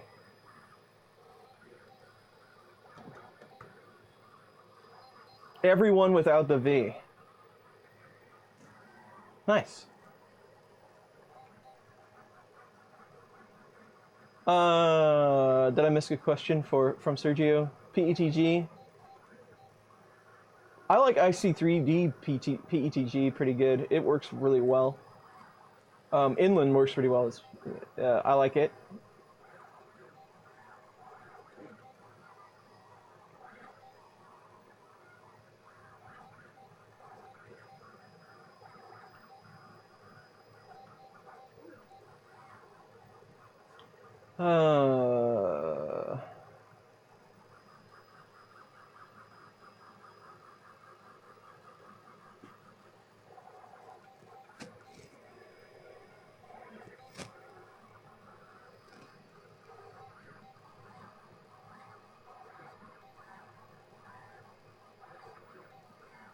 Really? You've got deep grooves in the rods. Now, see, there was a problem with that where they were using stainless steel ones and they were cutting grooves. Make sure the U-bolts aren't too tight because those are kind of particular. You have to get them just right. Upgrade everything. MMU2, I get that question all the time. It's really cool. You can make some really cool things, but it's a headache. You're gonna have to fight it. It's not easy. So, I really can't tell you if it's worth it or not. I don't. If I knew when I bought it, if I knew what I know now, I wouldn't have bought it.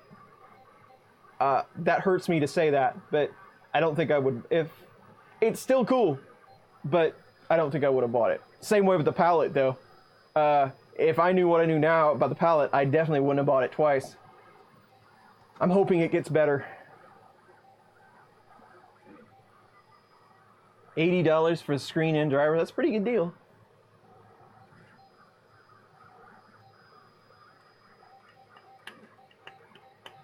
Links never turn out right, Magnus, sorry about that.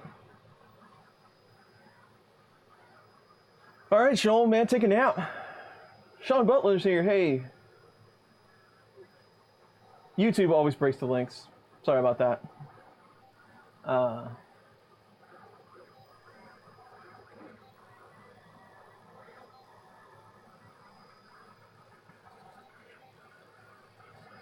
That one's working really good. Awesome.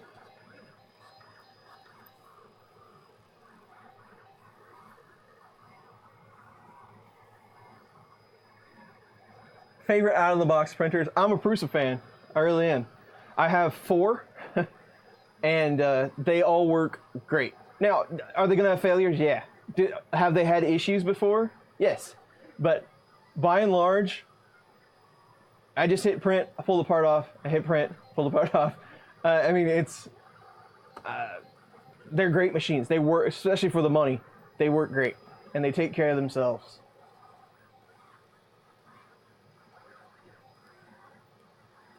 $180, thanks John for the stat report. Nice. Thank you everyone for hanging out today. This printer seems like it's really slow, especially for a Delta.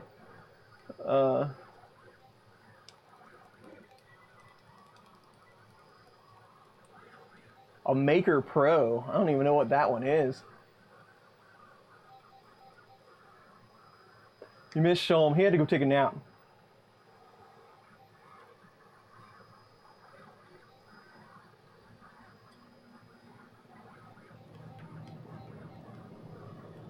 Rip Rap discount. The Guinness, are you having good luck with the full graphic or the 2004? That would be interesting to know. Because my 2004 seemed to work just fine.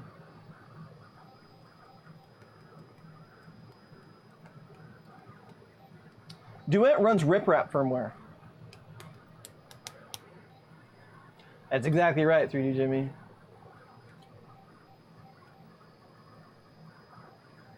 Amazon PGG still tried it, often struggle. Suggestions for a better budget one. Are you in North America? If you're in North America, go to Micro Center and grab a roll of Inland brand. I think it's $16, $17, $18, somewhere in there. I have good luck with it. But maybe Amazon, you just need to dry it out for a while and it might get better. Try it Inland if you're having a problem. It's a good budget go-to. Slow to compensate for the floppy arm. You're probably correct.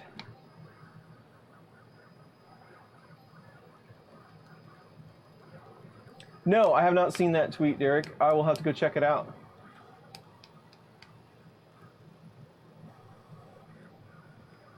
Using more than the Ultimaker. Yeah, that's a good statement. Ultimaker's pretty consistent as well.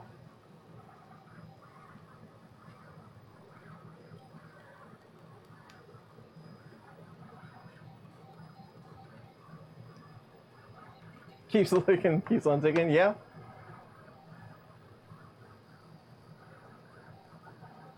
The RGB minis, nice.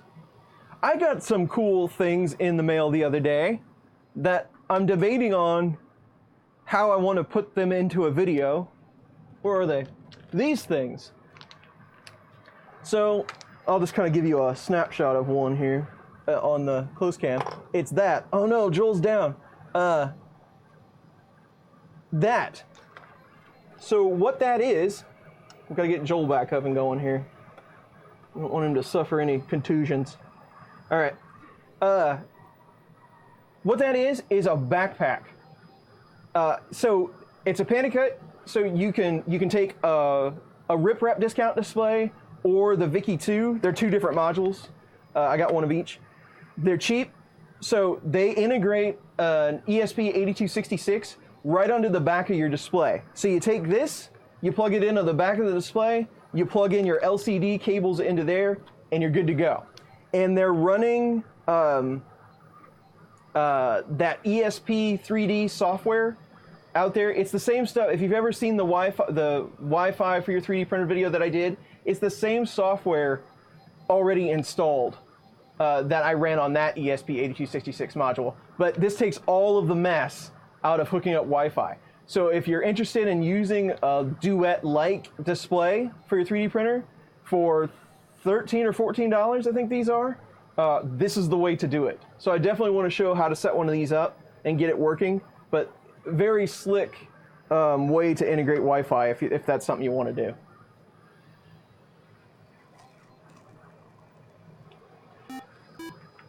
Joel does. He does. Man down. Joel's down.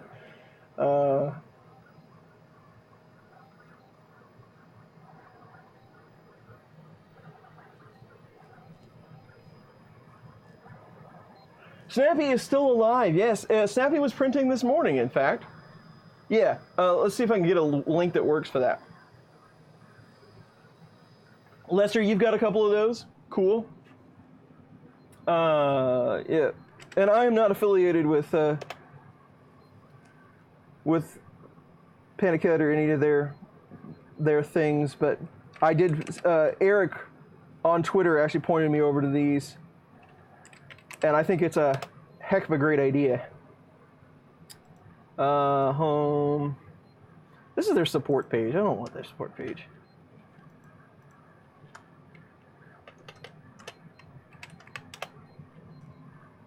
Come on.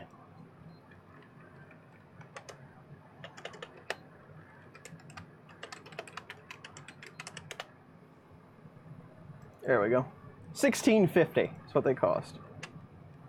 See if this works. Check those out. If you're looking to do some Wi-Fi, that's probably the slickest solution for a riprap type of machine. I like the integration on that. Pretty cool. I used to use eSun years ago. I don't know if they've changed eSun at all over the years. I don't have any currently, but I always had pretty good luck with it. It's a good lower end filament, I would say, fairly consistent. But again, they might have changed in the last couple of years. I don't know. Yeah, getting close to 15K. Chuck really did me a favor. I was in his video the other day, Friday. Yeah, Friday's video, and I think I got a couple hundred subs off of that. So thanks, Chuck. I appreciate it.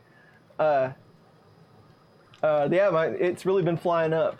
That's really cool.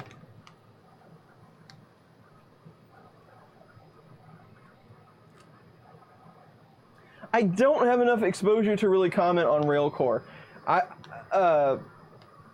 Project Red or whatever, they're doing the kits. And they're pricey. I still want to put one together. I don't have enough experience to comment on one, though, really. I think they could be awesome. But just in, how do you want to say that? In theory, just as a device, how they're set up, the mechanics of it, they could be amazing.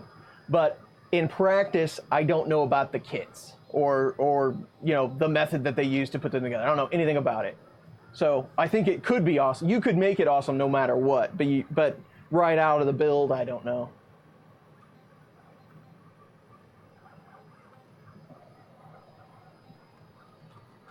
It is an expensive printer to build, that is for sure, and that's the only reason why I don't have one.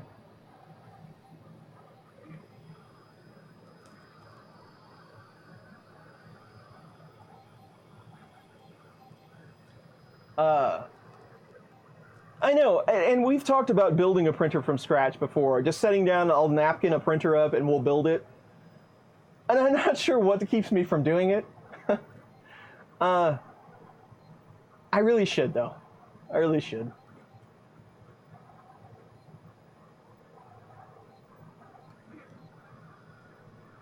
They have multiple, so eSun used to back. There's Eric right there. We just talked about the Wi-Fi backpacks. I grabbed a couple of them. I don't know if you were on here before, but Eric tipped me off on the Wi-Fi backpack, so I got a couple. I'm gonna give them a shot. Thanks for that. And Eric, I still am working with Scott on that screen and board combo. I just can't figure out why it won't work. It has to be something buggy in the software, but I'm gonna get it. It's top of my priority now of something to figure out, so I'm gonna get that working.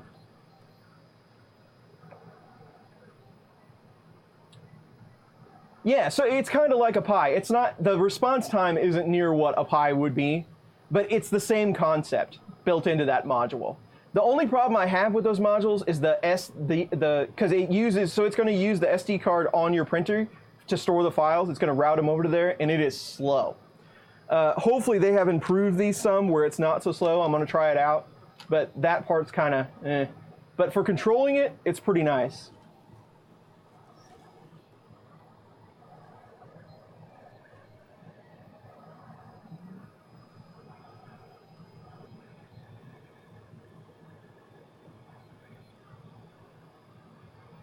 Yeah, you're exactly right about filament. Now, I very rarely run into one that I just can't deal with. Once in a while, I'll still get a spool, because I get a lot of spools from different manufacturers. And once in a while, I'll get one that, like, no, I just can't print with this. I'll have to throw it away. But not very often anymore.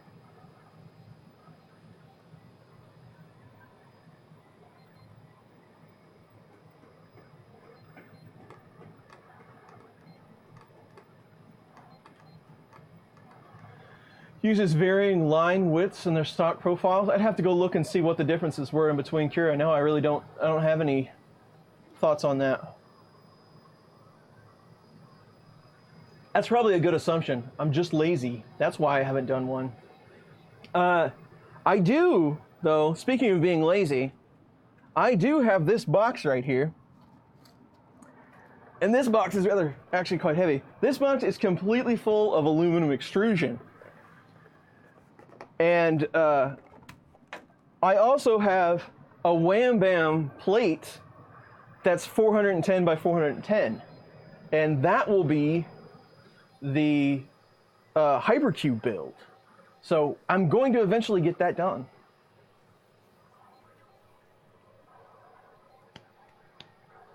I believe it does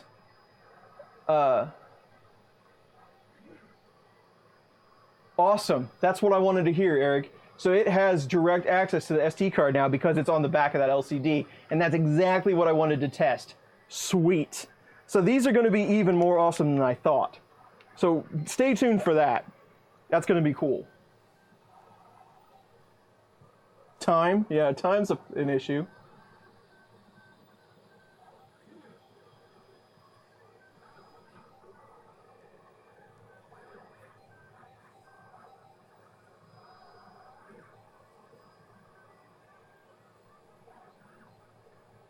$22.09 become the main driver? Nah.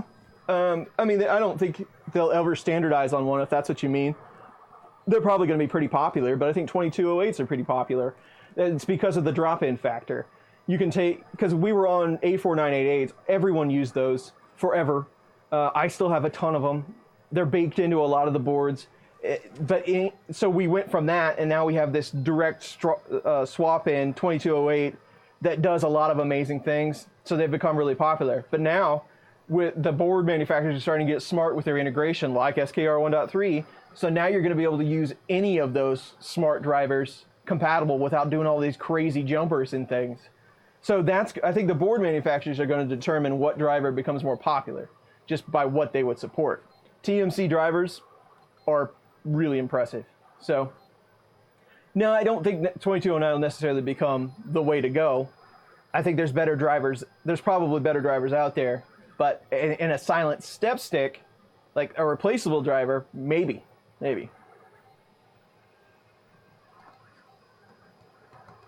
Yes, we will probably do the Hypercube build all live stream. I'm hoping I get some, maybe like in a series of evenings. Like maybe I'll take, I don't know if a lot of you were probably around for the Snappy build. I did 3 nights, I think Tuesday, Wednesday, Thursday, something like that. I think that might be how we do the Hypercube here in a couple weeks. I have a few more parts to get. I got to get a bed. Jason over at LDO, I need to get a motor. But first I have to figure out how much the bed's going to weigh. Because I want to get a lead screw and motor combination where I only have to use one and then use rods to support it. But I'm not sure that I can get a 17 that will lift that weight. So I first have to figure out how much it's going to weigh. I know the build plate's going to be over 10 pounds. So I got to get all that lined out, and then I got to get with Jason and get a motor that I can use. That's pretty much the last piece that I'm going to be able to do. So around 25, yeah, somewhere in there, 2030. Yes, Hypercube Core XY. Yes, and that's That part of building the hypercube is so that we can start with these speed tests, these crazy 32-bit speed tests. That's going to be a lot of fun. We'll see what we can break. See if we can strip the teeth off a belt.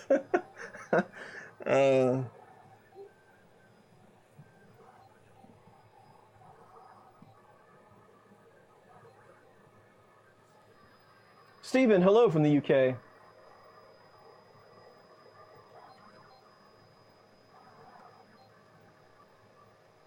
A book for reference with G-code. No, I don't know that there probably is. I don't recall there ever being documentation on that, but there is a site that does just G-code reference, and they will give you all of the G-code for every flavor of firmware, and that's the one that I go to all the time. It will tell you compatibility and all that good stuff. It's on the riprap.org wiki, and this is my go-to cheat sheet for everything G-code. There you go.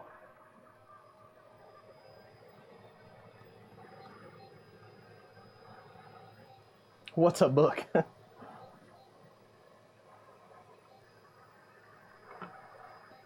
I haven't tried it yet, Stephen. I have one, but I have not tried it yet. Every machine... No. The last machine I put the Mosquito on was 24 volt, and my heater is 12. Or I would have swapped it out then.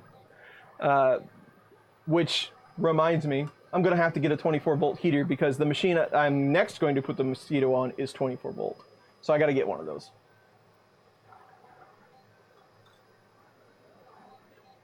I was planning on doing the heater, the 50 watt on the hang printer with the Volcano hot end, but hang printer didn't pan out. I was supposed to do that over the winter and never got it done. Mosquito performs just fine. A lot of people, there's a lot of conversation about the Mosquito. You know, you should test this, you should test that. You're testing the wrong thing. You know, why am I paying this much money for this hot end? It performs fine for hobby printing, PLA, PETG. It's fine. There's nothing wrong with it. Retraction rates go down. All metal hot ends are nice. You don't have to mess with that PTFE tube. You can go well over 260. But that's not really where the Mosquito shines. It's fine for doing that, but Ultim, Peak, you know, high temp carbon fiber, things like that, that's where the Mosquito holds its own. So you're not going to get a whole lot of benefit on a printer that costs, you know, $300 or $200 out of the Mosquito. It's just not going to happen. If you need a Mosquito, you need a Mosquito, basically. So it's really hard to test on the kind of printing that I do, how well a Mosquito actually works. PLA just isn't going to get, you know, that's not really going to challenge that hot end any at all.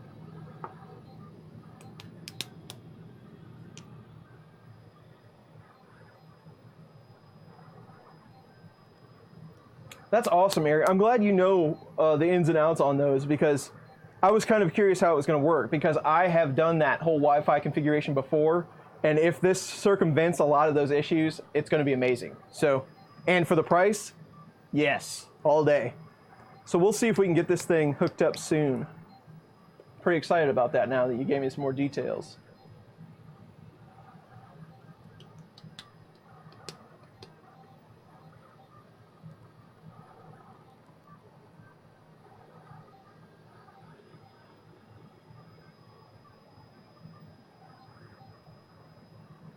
People are saying it clogs a lot. With PLA, it probably does. All metal hot ends don't like PLA. And your retraction needs to be low. And there's probably a lot of people putting them on Bowden machines, and that's not going to help any. So you need to be, any all metal hot end and you're using PLA, you're going to have to be careful. You're going to have to make some concessions for it and do some prep. Make sure, I mean, your extruder setup's going to be a big factor in an all metal hot end. E3, V6, Micro Swiss, any of the hot ends. it's all going to be, there's going to be factors there, and you're going to have to put up with it.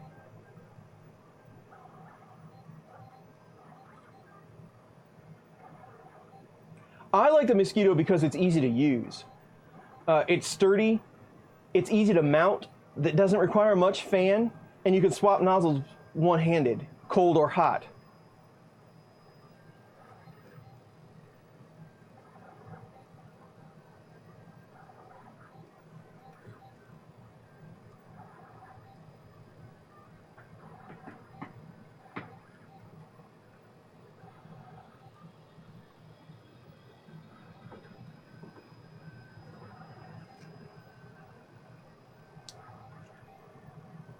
Protopasta. And Stephen, that's interesting. I've seen you have problems with protopasta and clogs before, and I'm guessing you were using that 2.2 barrel. I don't get clogs on protopasta. This one's protopasta. It works. It seems to work just fine for me. I'd love to know what happened.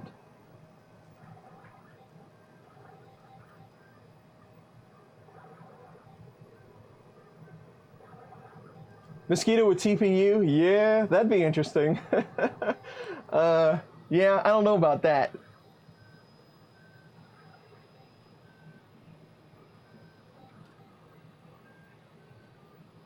Once it's set up, Clipper, once it's set up, do you think it's easier to configure than Marlin? The way you flash it, the way you configure it, yes, it is.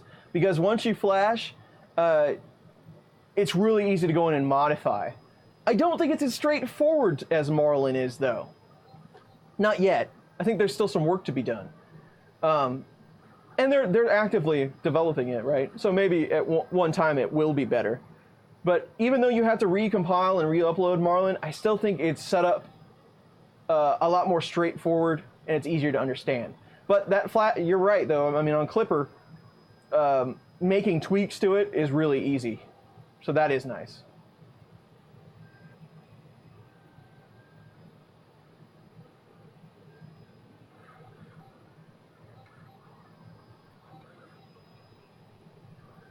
Yeah, Stephen, that's exactly what I'm seeing. It's issue for some and not for others, and I'd love to know why. What's the factor there?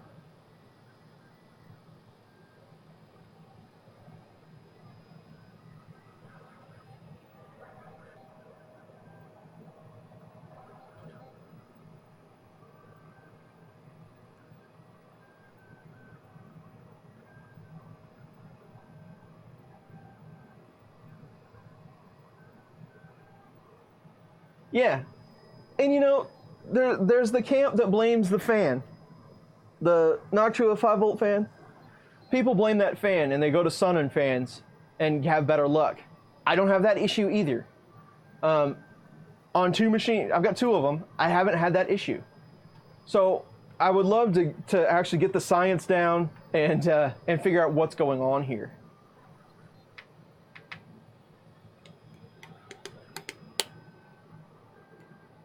Lies. Slowest Delta Benchy ever. It is. It seems like it's been running forever, doesn't it? Lenny just subscribed. Thank you, Lenny. Andrew Jason Lee subscribed, and I missed you. Thank you, Andrew.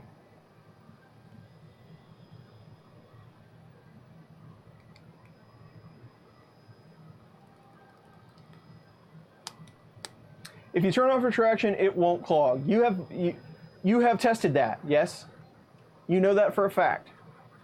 And I'm not doubting you. I just want to know if you've tested it, because I will test it.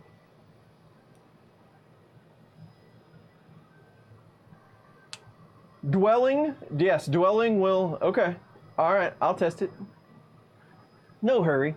I would like to know the difference, Stephen. I really would like to get down to what's going on here.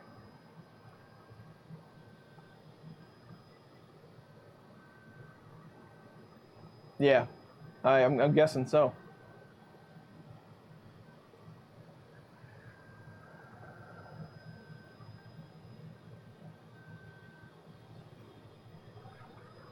I just heard something that didn't sound so good over there. Send you your V6? No, that's okay. That's okay. I got a bunch of V6s. I want to try some different barrels and stuff, and see what actually happens. Thank you though. Maybe if actually, you know what? If I find out some results, when I get to testing it, which I don't know when that'll be, if I find out some results, yeah, I would like to compare it to yours just to see. So we might do that. I'll let you know.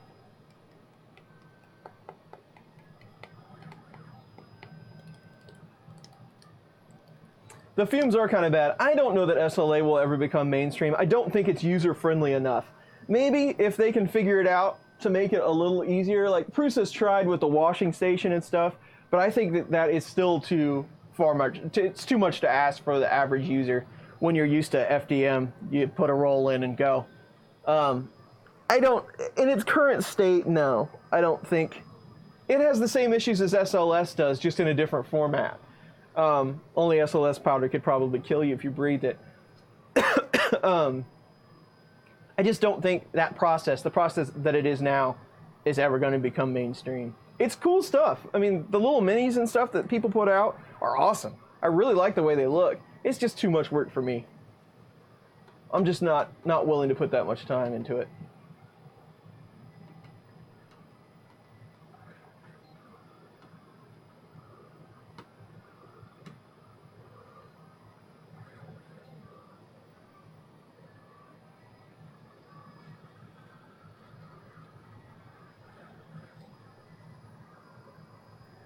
Purple and red mostly. I've heard a lot of people have problems with red filament.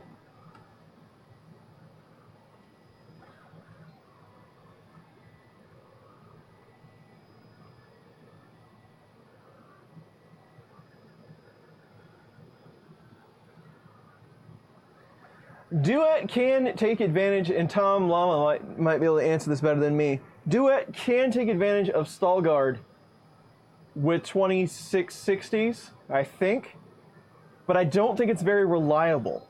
I have never tested it, so I can't tell you for sure. You can do it. I'm pretty sure you can do it. I don't know how well it works.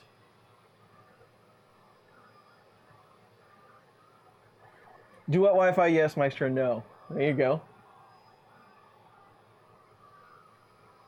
Eggy the Tech, hello, how are you?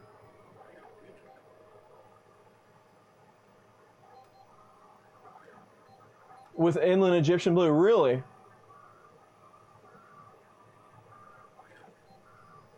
I used to have problems with greens, it seemed like. Green was always the one that gave me problems.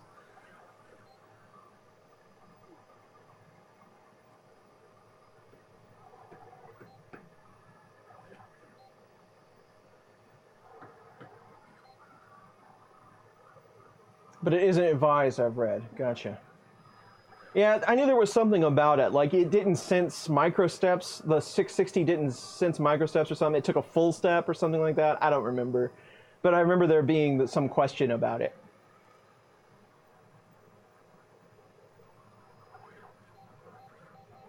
Nice. Another SKR 1.3 user coming up.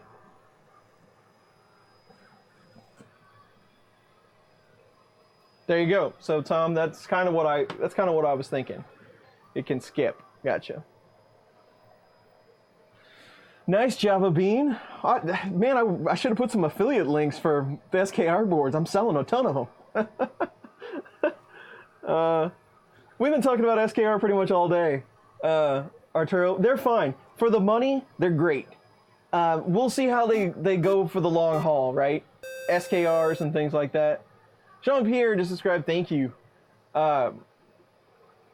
They're great for the money. They're great, like Jake Matt was saying, they're great to dip your toe into 32-bit. It'll get you used to 32-bit, putting it on the board, a great way to get into it, especially using Marlin 2.0. They will run SmoothieWare, by the way, but I don't recommend that. And because they support all the neat features with SPI and UART, it makes them really valuable. If they're going to hold up, stand the test of time, and be decent boards, they're awesome. It's a really great combination.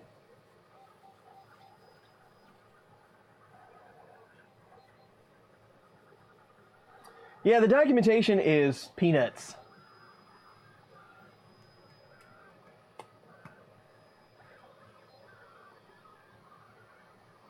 Somebody else was asking about FiStack F6 the other day. I don't know anything about that one. I haven't even looked it up yet.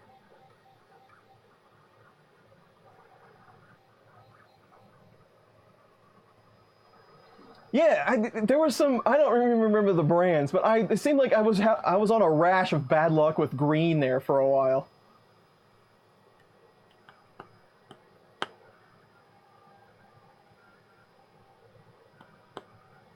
Other Chris, you mean Warcocky?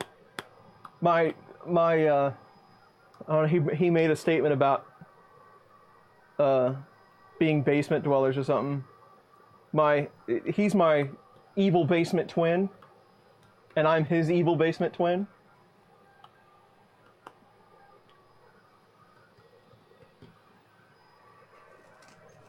That a lot of people call Chris with a better beard. That's Warcocky.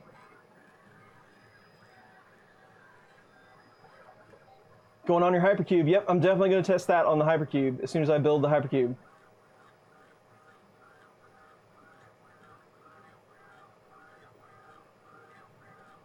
That's why we have the community, exactly. You don't need Doc if you can make a nice video on it. Mark Greco is here. Hello, Mark. Oh, you are yet another Chris in the community. Got you. There is a ton of us. We need to have an old Chris hangout. There'd be like 50 people there.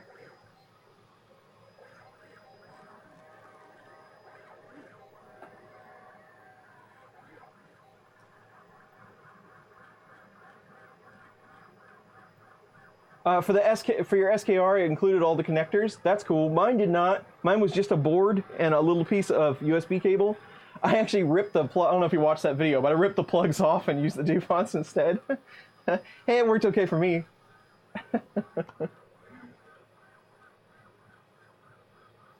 Get me on the melt zone? That would be cool. Man, I don't know if I could handle it.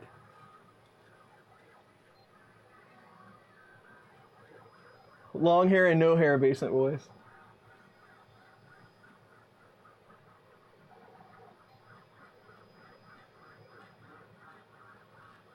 But I have better hair, thanks. Thanks. We talked about doing streams before, like together. My time is extremely limited, unfortunately, because I do the afternoon streams on Sundays, and sometimes I stream here, and I do videos and all that good stuff, and I have to have a day job. And I know he works a lot on the weekends. But maybe eventually we'll get a stream together. We were talking about like taking one issue, like taking a user that had an issue, and he would come at it from his side, and I'd come at it from my side, and we'd just kind of talk about it for an hour or so. That might be interesting to do.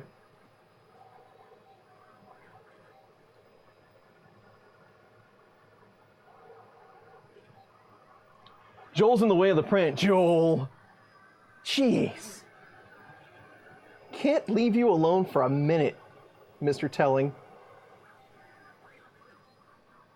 There we go.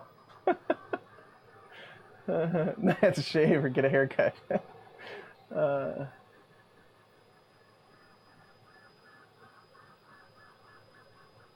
Z banding on your Mega S, is it, so there's two types of Z banding. Well, I guess it's not actually Z banding. There's one type of Z banding and then there's another issue. But how consistent is it? Is it really consistent? Is it like sawtooth consistent? Because if it is, then you got a bent rod probably. You got something on the lead screw that's causing a consistent flap. I'd pull it off and like roll it on the table just to see what you get. If it's not very consistent, then that's a harder issue to fix.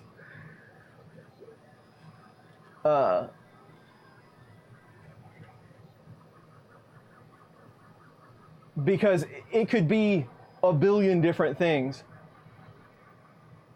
But it's most likely, if you're getting banding, it's most likely hardware related.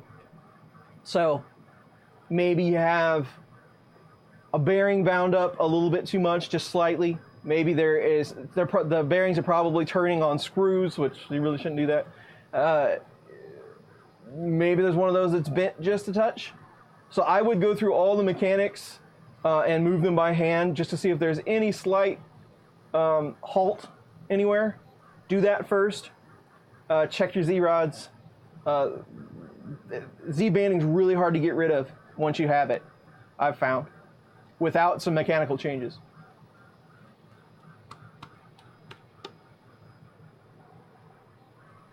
I don't have any 5160s, no. 5160 is kind of bringing a gun to a knife fight. That's really for a larger motor. I guess a 5160 is silent step stick compatible, correct? Or is that the bigger chip? I wanted to say that was the bigger chip, but maybe not.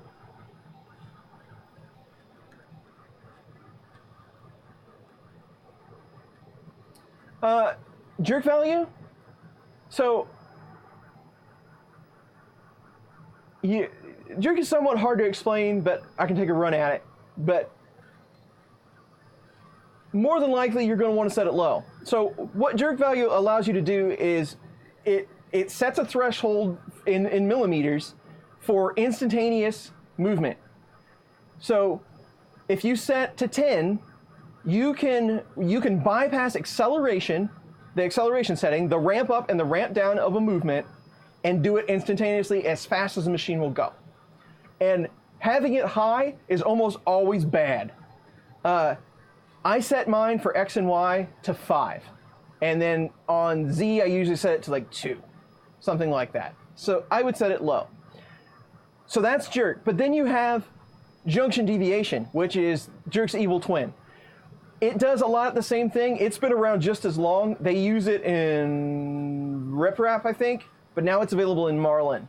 Processor intensive, from what I understand, but it's going to try to achieve the same goal, and it probably has less tweaking that you need to do than jerk values would be.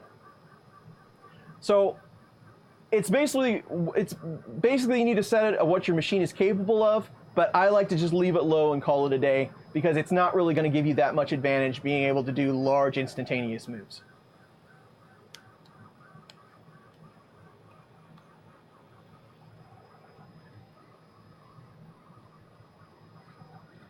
Yeah, and that's exactly the problem with banding. It's really hard to diagnose because you're dealing with the whole printer, basically.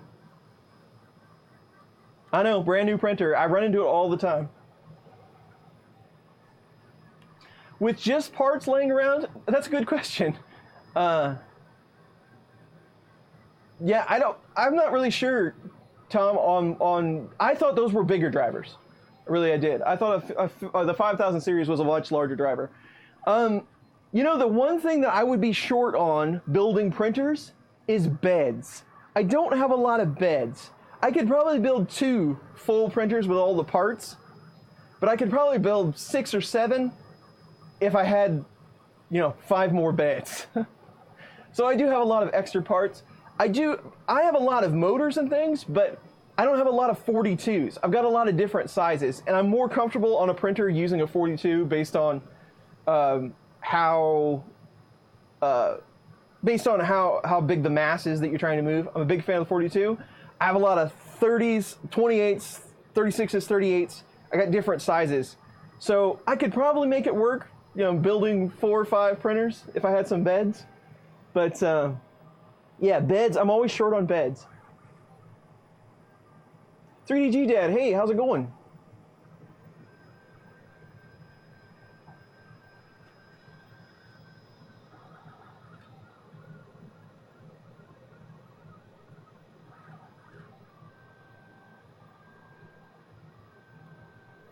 A low noise 5015 fan.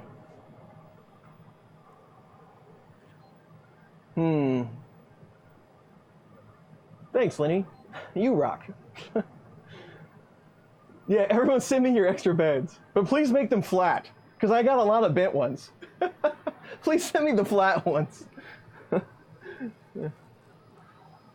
Right, 7 PLA only printers, right?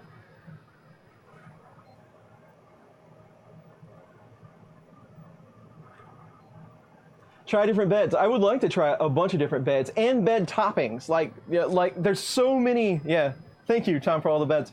Right, Kyle. So, and that's what I want to do. There's so many different flex systems out there now. There's powder coated sheets from all these different manufacturers. There's silicone heaters. There's the Hebos, and there's all. We'll do AC. We'll do DC. That's kind of the testing that I would like to do. I'd like to do multi-zone. You know, you've seen the beds where you can just heat up the center or go to the outside. That's what I really want to do. The Hypercube build is for switching out parts easily because I can highly modify that design, and speed. I want to just see how fast those boards can compute that Core XY movement. That's kind of the whole goal for that build. It's going to be pretty good if I ever get it built. Benchy almost done. How long did this Benchy take?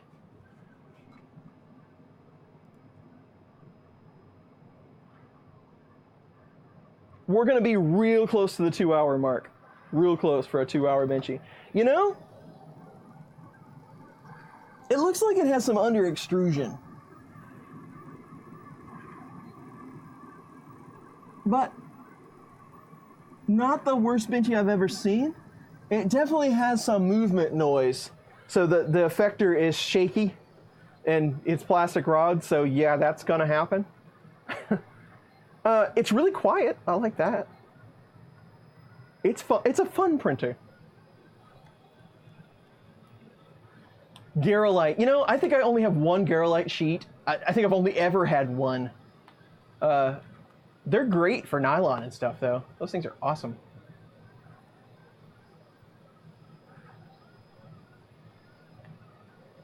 The what? I don't know that mod.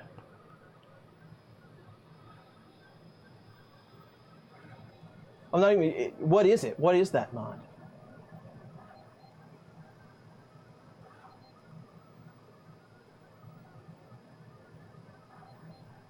Thankfully, they're cheap. That is true. That is true. Use some coffee cup warmers there. There you go. I'll just get Sterno. Just light it whenever I want to print something. None of that pesky metal kind of. No, there's no pesky metal getting in the way of this one. Don't worry about that. Oh, it's in Cura. So yes, no. If it's in Cura, no, I have not messed with it.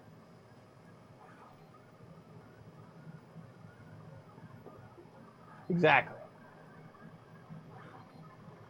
Profile mod. No, I don't. Yeah, I don't know that one. I still gotta test Chuck's mod or Chuck's profile. Benchy's done.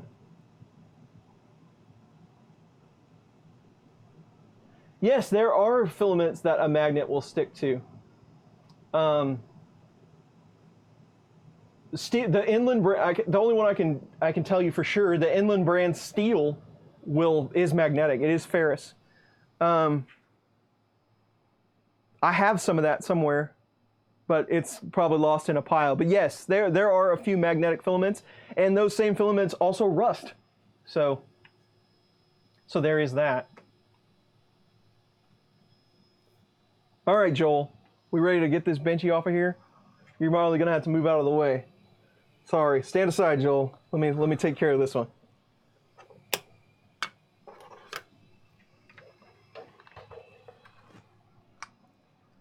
All right.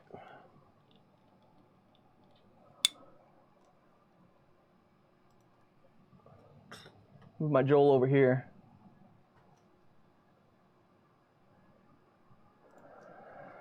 See if I can get this to focus. This is the hardest part of streaming is focus.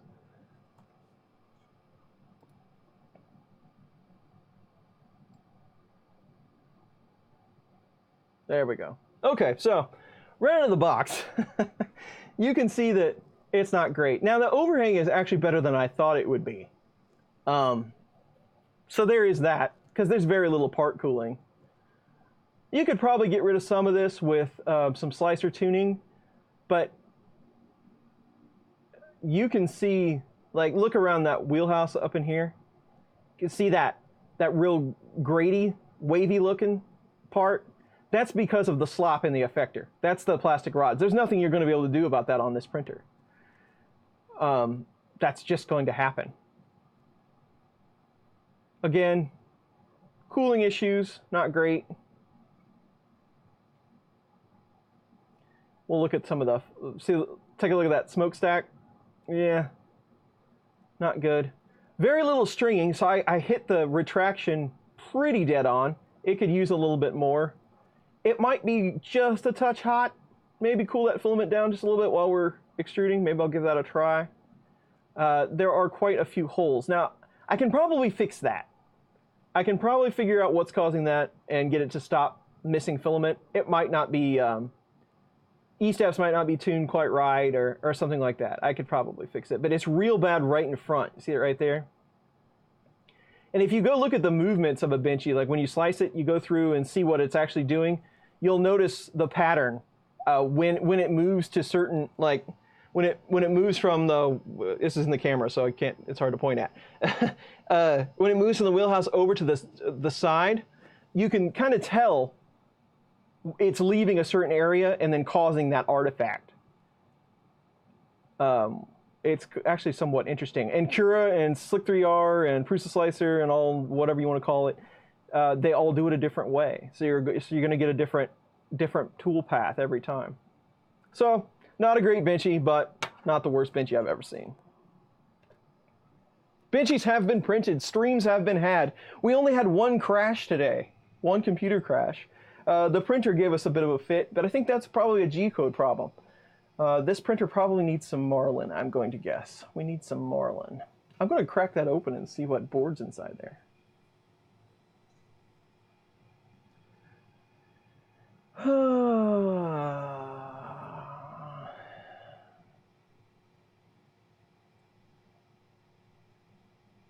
Expected much better. Well, not on this one. This was kind of their budget-friendly attempt at a printer, and that's why they no longer make it, I would imagine. What time is it? It's not quite 1 o'clock for me yet. Just for fun, let's open it up. We'll go a few more minutes and open it up. Voiding the warranty now.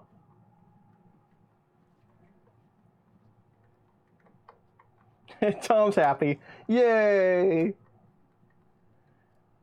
Carbon fiber tubes, yeah. I'm considering carbon fiber tubes on the. I hate this screwdriver. I had a better one where the good screwdrivers always get put down where I last used it, so it's never where I can find it, and that's usually over there in a pile somewhere. Put a mini in this one. Yeah. If there's a Rambo in here, this one's getting an SKR, and I'm going to use the Rambo on something else. Warranty. What's that exactly? This one actually has a serial number on it. I mean, SeeMeCNCs, they have intentions of supporting it.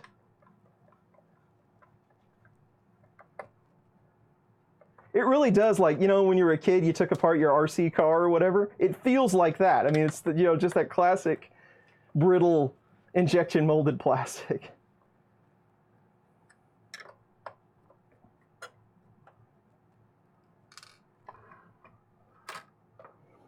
My vents are starting to pop off here. Probably going to start falling out. Each one of the stepper motors has a vent in front of it.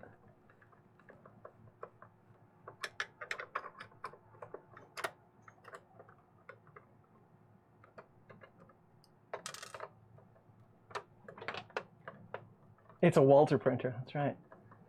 Hello from France. How are you? Put the INC in there, yeah. That sounds like a great idea. If it was a good idea, I probably wouldn't do it. What's in the box? Holy carp! That is a mini Rambo.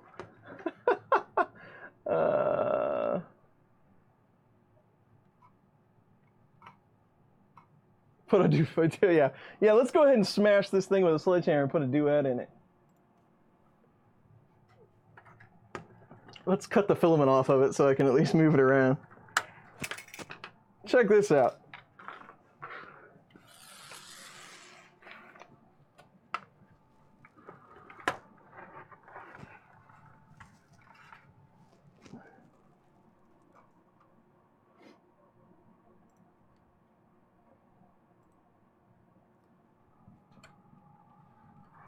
See if I can get it in there and get it focused.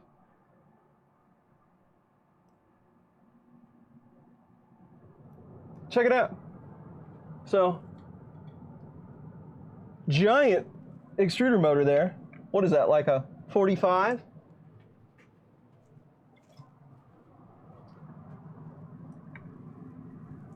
Yep, that's a 45. I got 38s, 32, 34s.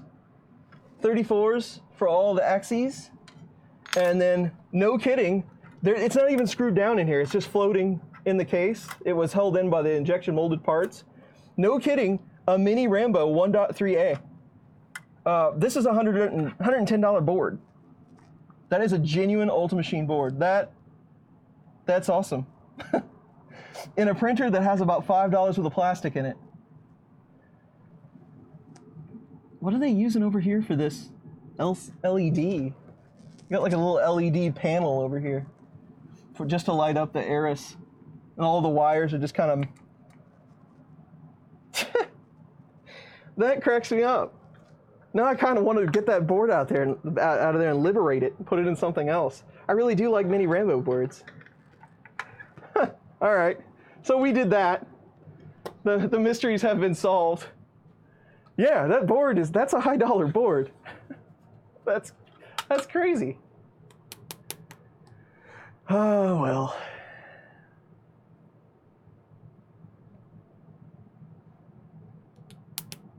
Seven and a half hour. Good luck, my friend. Pray for no storms.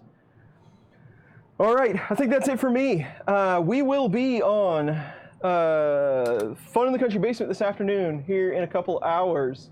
FunCountryBasement.com.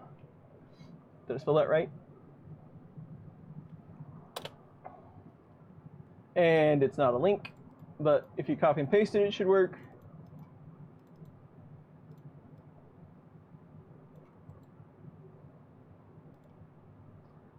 Excellent. Yes, Walter, and there's a link to the stream right there for today. It will be on Walter's channel. We will hang out for a couple hours, talk more about 3D printing. It should be a good time. I'm glad, fun in the old guy trailer, yeah. Glad everybody got to hang out today. This was a fun one. Thanks for all the Super Chat chips and all the subscribers. We did get one Patreon person, and thank you for that. I will be sending you a note shortly. That is always appreciated. This was a fun little thing. I just got it just to entertain ourselves for a little while. It actually turned out to be a little more entertaining now that I find out that it has a mini Rambo on it. So I kind of enjoy that. But anyway, we'll see you this afternoon, hopefully. Come back for that stream. And everybody have a good rest of your day. We'll see you later.